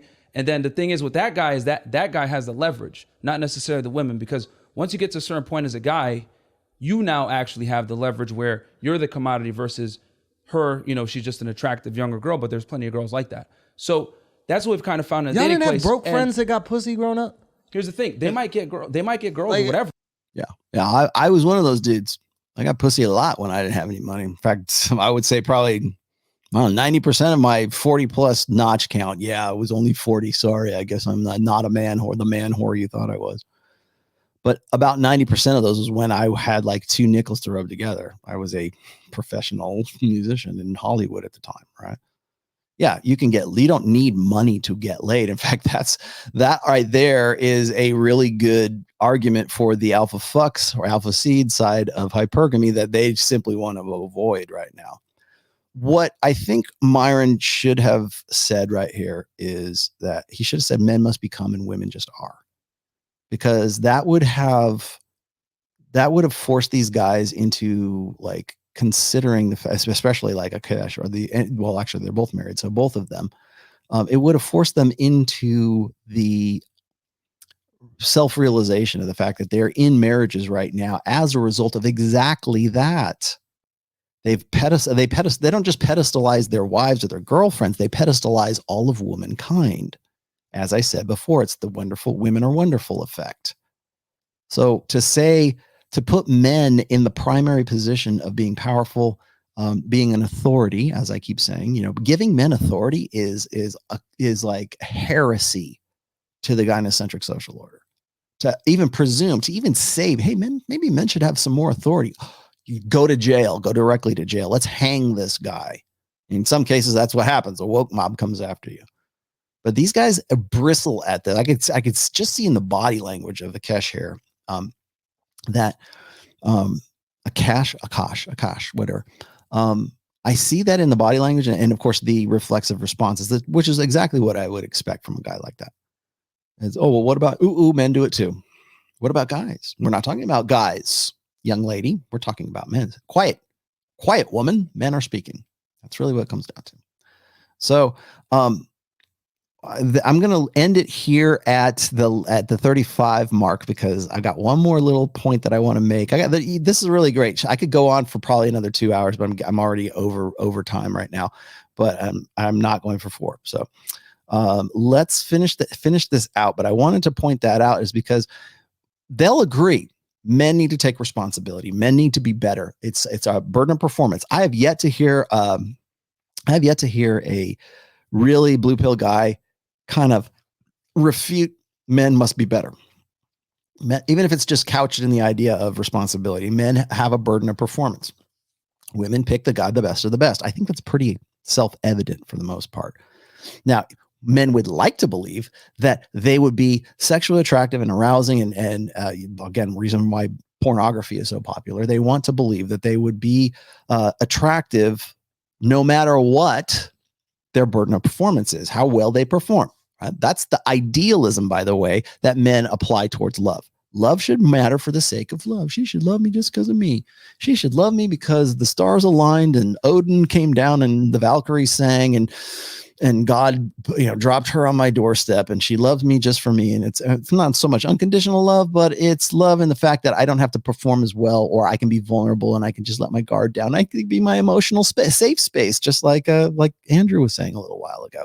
That's the idealistic love that I'm talking about when I say men approach love idealistically.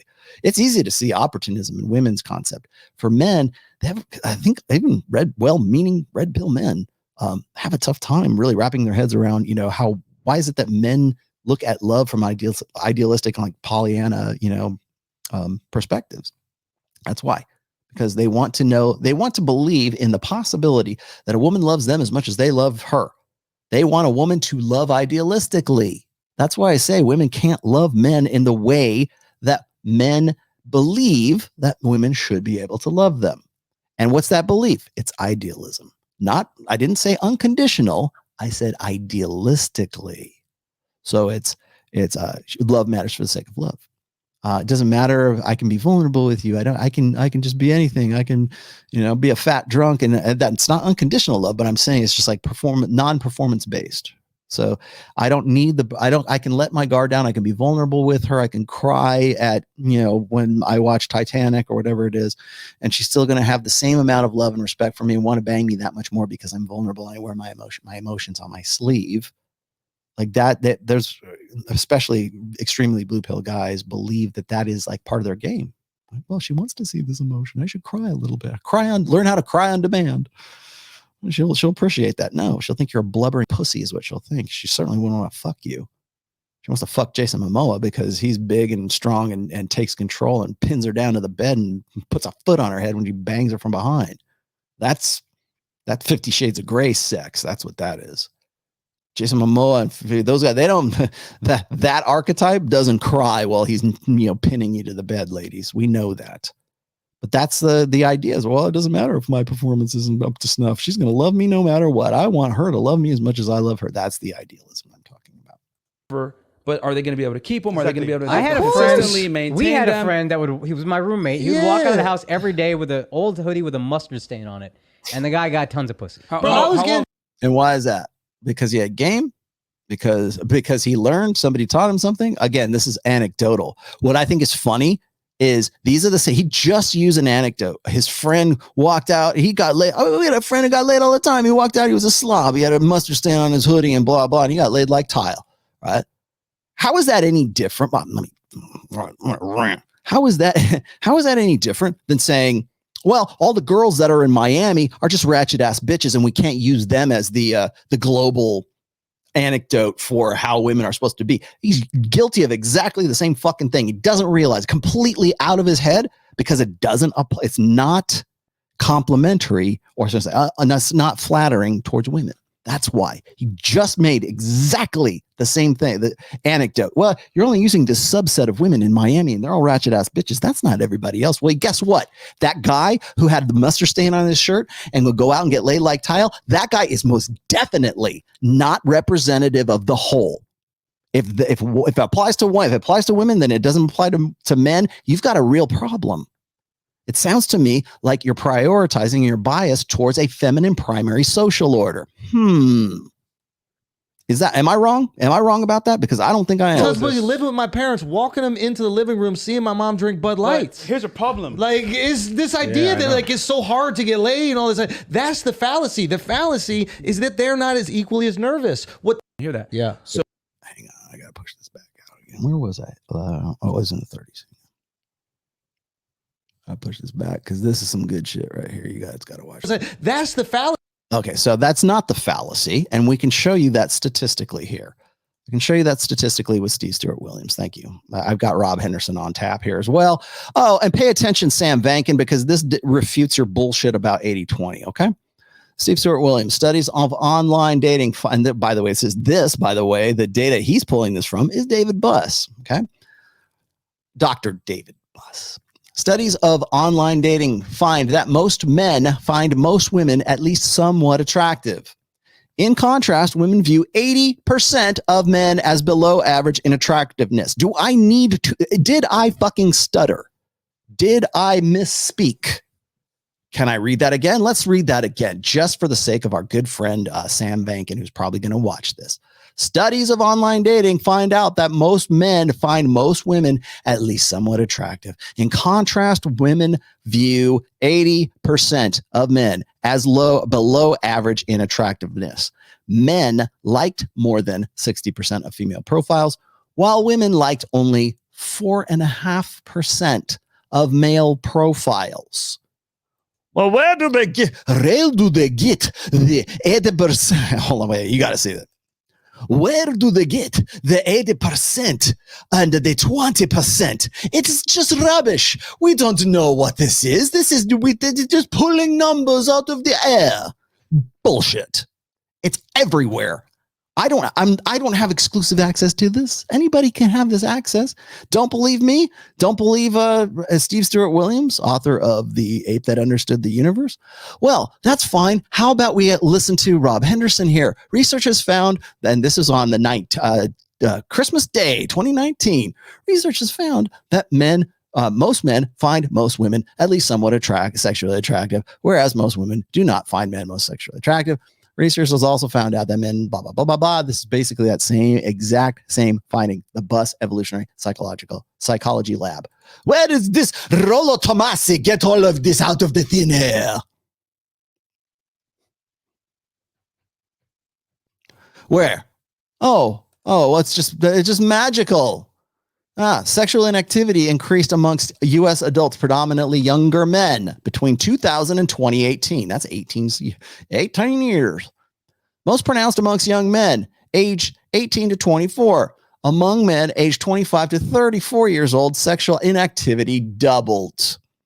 Where does he get all of these numbers? Or Chris Williams. Oh, this sounds really mean. That's your boy, man. That's your boy right there, Chris. That's your boy. Rob Henderson. He's not your boy? I thought he was your boy. Rob Henderson's your boy. All right, well, you want to read that? Let's read that too. Trends in sexual. I'll just read the highlighted parts. Trends in sexual frequency and number of sexual partners. In total age range, sexual inactivity among men increased 9.5% in 2000 to 2002 and 16.5% in 2016 to 2018. The absolute increase in sexual inactivity was most pronounced amongst men ages 18 to 24, 18.9% versus 30.9%. And lastly, among men aged 25 to 34 years old, sexual inactivity doubled from 7% to 14%. And weekly or more sexual activity decreased from, okay, we'll keep going. All right, there you have that. Oh, wait a minute. There's more. Oh, look, here's the height differential. How much money you have to make. Now, I do not know how tall Akaash is, but I would presume that if he is, where is he on this table here? Well, okay, what's the average height of an Indian man? 5'6", maybe? Let's just say 5'6". I hate to be mean. Maybe it's more than that. I don't know. I could be wrong. Don't hate me. Don't throw eggs at me. Okay, additional income. Let's just say he's 5'6", okay? I mean, maybe he's 5'7". $175,000 extra, right? And additional income needed by women. 60. This is if women are there. You know what's funny? At 5'8", there's nothing feasible for women on this. So, ladies, if you're 5'8" or taller, you're in the freaking green zone, man. I mean, not applicable, not feasible. This is the comparison here. A 6'2" man can earn $30,000 less than a 6' man and will be viewed as equally desirable. Like, these are the numbers. This isn't it. Look. Mystery and Neil Strauss, Rob Henderson is not. So keep that in the back of your head there when we're talking about this. Where did the 80-20 rule come from? Right? Oh, we got that flattering. So where does this Rollo Tomassi get all of his information from? I don't believe him. He's probably not Italian, but he kind of close enough. That's all I got. The fallacy is that they're not as equally as nervous. What they are is bored. Women are bored with corny fucking pickup lines and shit. But teaching guys that they got to be terrified and they're these. Okay. No one teaches that men have to be terrified. Well, maybe the black pill does. I'm not sure. Maybe they are. Are you black pill Joneses doing the terrifying act? Are you terrorists? Are you sexual marketplace terrorists, black pill guys? And then, of course, what is he talking about? He's talking about this shit right here. Right? Put it there. Right? Well, these corny pickup lines. Dude, it's not 2005 anymore. It is 2022. Nobody's doing corny pickup lines, and nobody has little cutesy little illustrations in the book. Nobody's doing that. No one, and certainly not Myron and Fresh. They're not going, hey, here's 12 pickup lines that are sure to get the girls. Nobody's saying that. Tell me who is, please. Tell me who's telling you that. Because I like to kick them in the ass if that's true. But that's the caricature. That's the caricature that they want you to believe that Fresh and Myron are. Fucking monsters, dude. These predators. Just like, man up. Stop being a bitch. We don't tell guys to be terrified. Nah. We tell them to go in and understand how women think, how they operate, and put yourself in a defensive position where you're vetting the girl. Yeah, but that's his point. Why are you in a defensive position? Sorry, you're right. Yeah, so you gotta basically put yourself in a position where she's complying to you. Okay, I wouldn't say defensive position. I would say mental point of origin. Okay? Now, I know what he's trying to say, and maybe not as well as, because again, this is an ambush setting here, but it's not a defensive position. It's a knowledgeable position. It's knowing what's going, like understanding that your own nature as a man and a woman's nature, women's opportunistic nature when it comes to getting the best that they can get when they are trying to find, and rightly so, strength of the human species. We're the apex species on planet Earth as a result of hypergamy. Yes, we're also the apex species because of a man's burden of performance. We're also the apex species because we form coalitions, we cooperate, because men are dominance hierarchy natured, competence hierarchy natured, and women are egalitarian and more communitarian natured. Okay, all of that should play in tandem, should be a complement to one another. That 100% agree. Okay.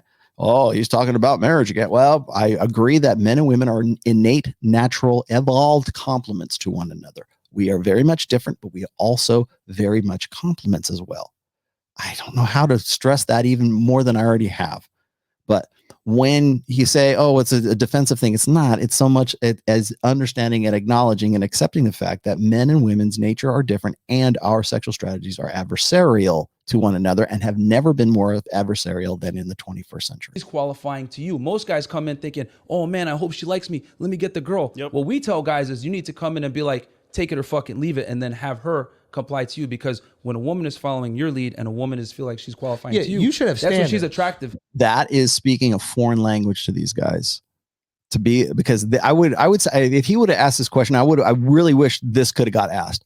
Do you think that men and women are equals? Do you think that and they're both married, as married men, should you be the one that's in charge? Should you be the head of the household? Are you the one that makes the decisions? Do you make the financial decisions? Are you the one who is in charge of the spending?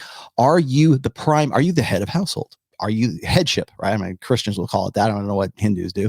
Sikhs. Well, I don't know what Sikhs call it, but I would say, actually, from what I know of Sikhs, from when I was doing the research for the book Religion, Sikhs are very much like I don't say patriarchal, but they certainly are, male headship is a big deal. I believe I'm right about that. I'm pretty sure, but it is. Sikhs actually were one of the Indian religions that I really was impressed by when I was doing the research for this. Not so much the Christian stuff, but like certainly the Sikhs. But when I look at this, and I'm wondering what they would say. Even as a Sikh, I wonder what Akaash would say. I'm wondering what Andrew would say if you say, well, are you equal partners, or are you the primary in your relationships? That would have been fucking put them on the spot. But most guys don't come from that angle. They come from a scarcity mindset. Because they're desperation, and let me prove myself to her, blah, blah, blah. They kind of fall into the Disney fairy tale. We should prove ourselves initially. We have to. They have the pussy. If we don't prove ourselves, we can't enter. That's the game. Here's the thing. I respectfully disagree with that to a degree. I disagree. Because she's gonna know that from can't like have meeting sex and with talking you without you willing to have sex with me. But when that's done. Okay, right there. Now, did you get that? Let's back up just a touch because this is so good. Did he say it right here? What did he say? That's the game. Here's the thing. I respectfully Oh, disagree. no, it's not. Hold on one second. There. Oh, little touchback. I'm trying to mess around. That's when she's attractive, but most guys don't come from that angle. They come from a scarcity mindset. They're desperation, yeah. And let me prove myself to her, blah, blah, blah. They kind of Here fall into the Disney fairy tale. We should prove ourselves initially. We have to. They have the pussy. There it is. There it is. And that's where I'm going to stop today's video. That right there. I probably could have put that right at the beginning of this video and just said, okay, guys, I'm out. Thanks. Try the veal. You wouldn't have to gone through all of this just to get to the money shot. That's the money shot in all of this. They have the pussy. They make the rules. Does that sound to you like a transactional or a validational approach to sex? And that's where all of this comes from. You have to qualify. You've got to have all this. You got to have the money. You got to pay for it. You got to be the man. Yeah. Well, how do I be the man? Well, you make a lot of money. You have status. That's the only, it's only about beta bucks. Jason Momoa, who? Well, 50 Shades of what? That never enters into the conversation. It never enters into the thought process. It's not even an afterthought for these guys. Oh, but they have the pussy.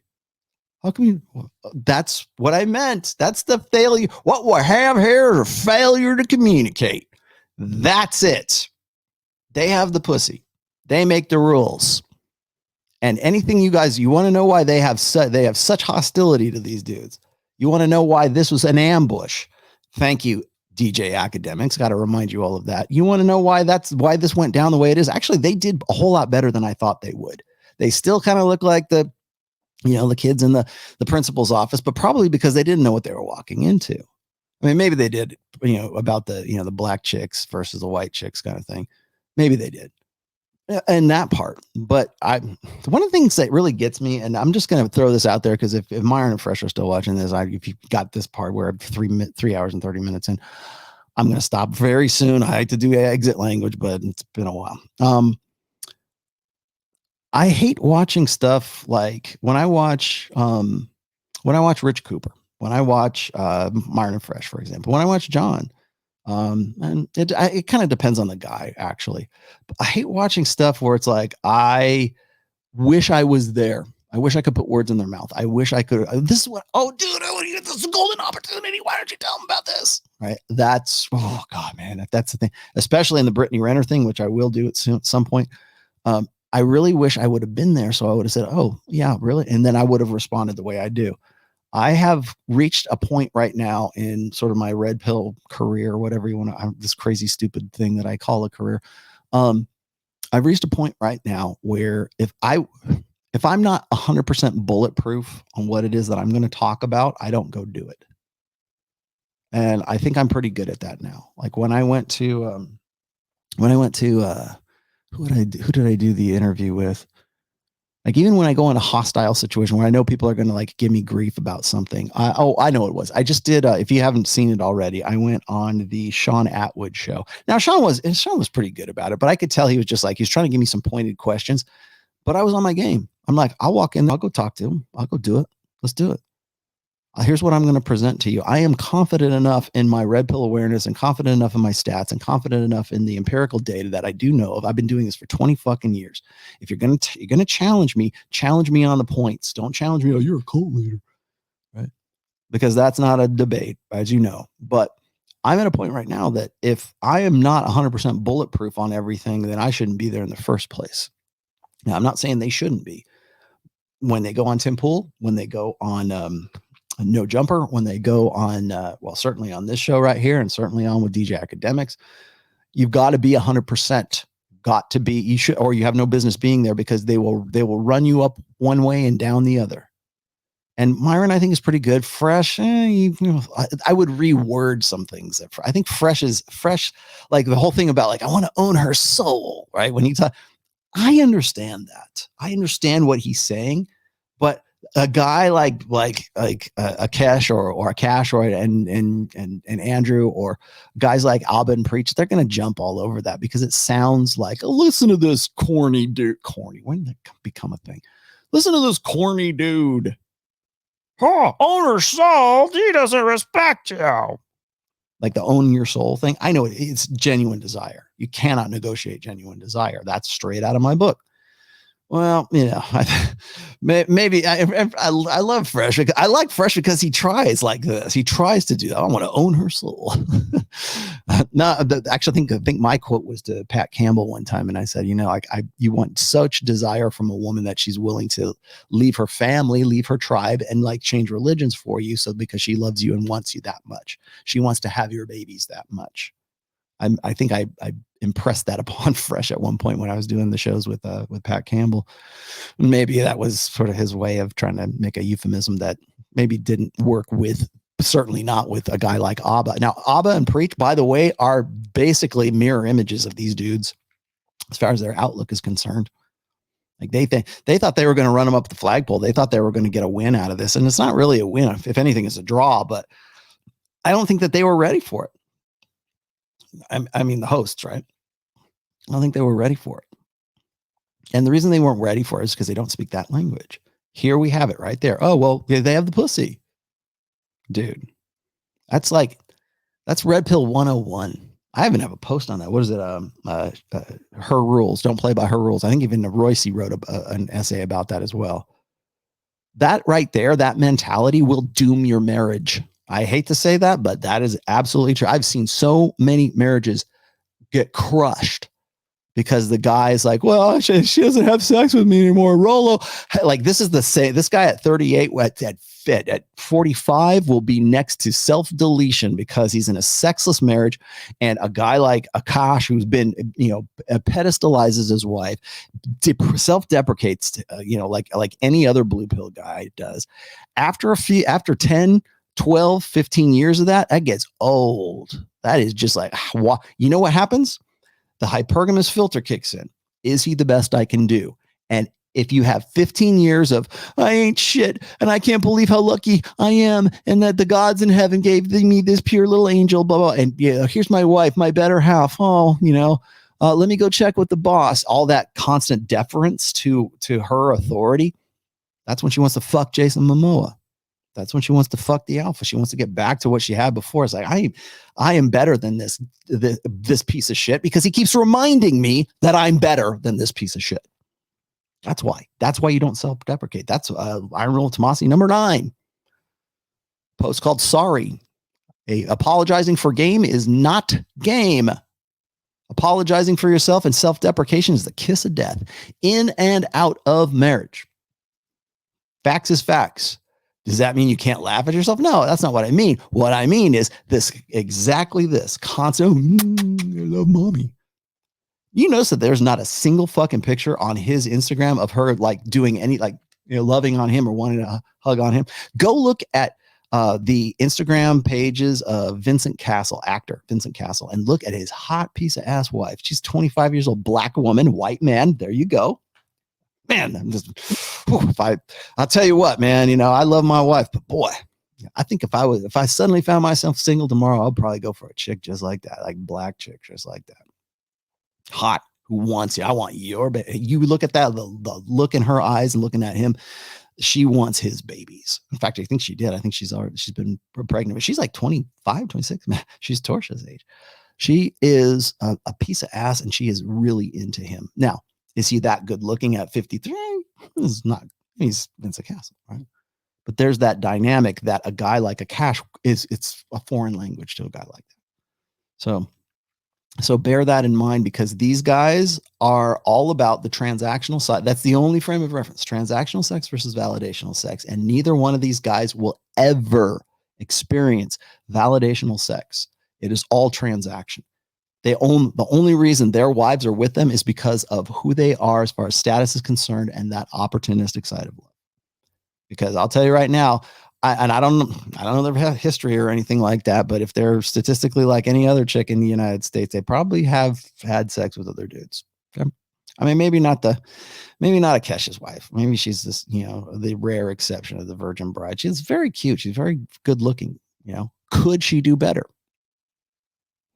Yeah, and she's gonna probably ask herself that maybe in the next 2 or 3 years, because as long as he keeps self-deprecating, sure.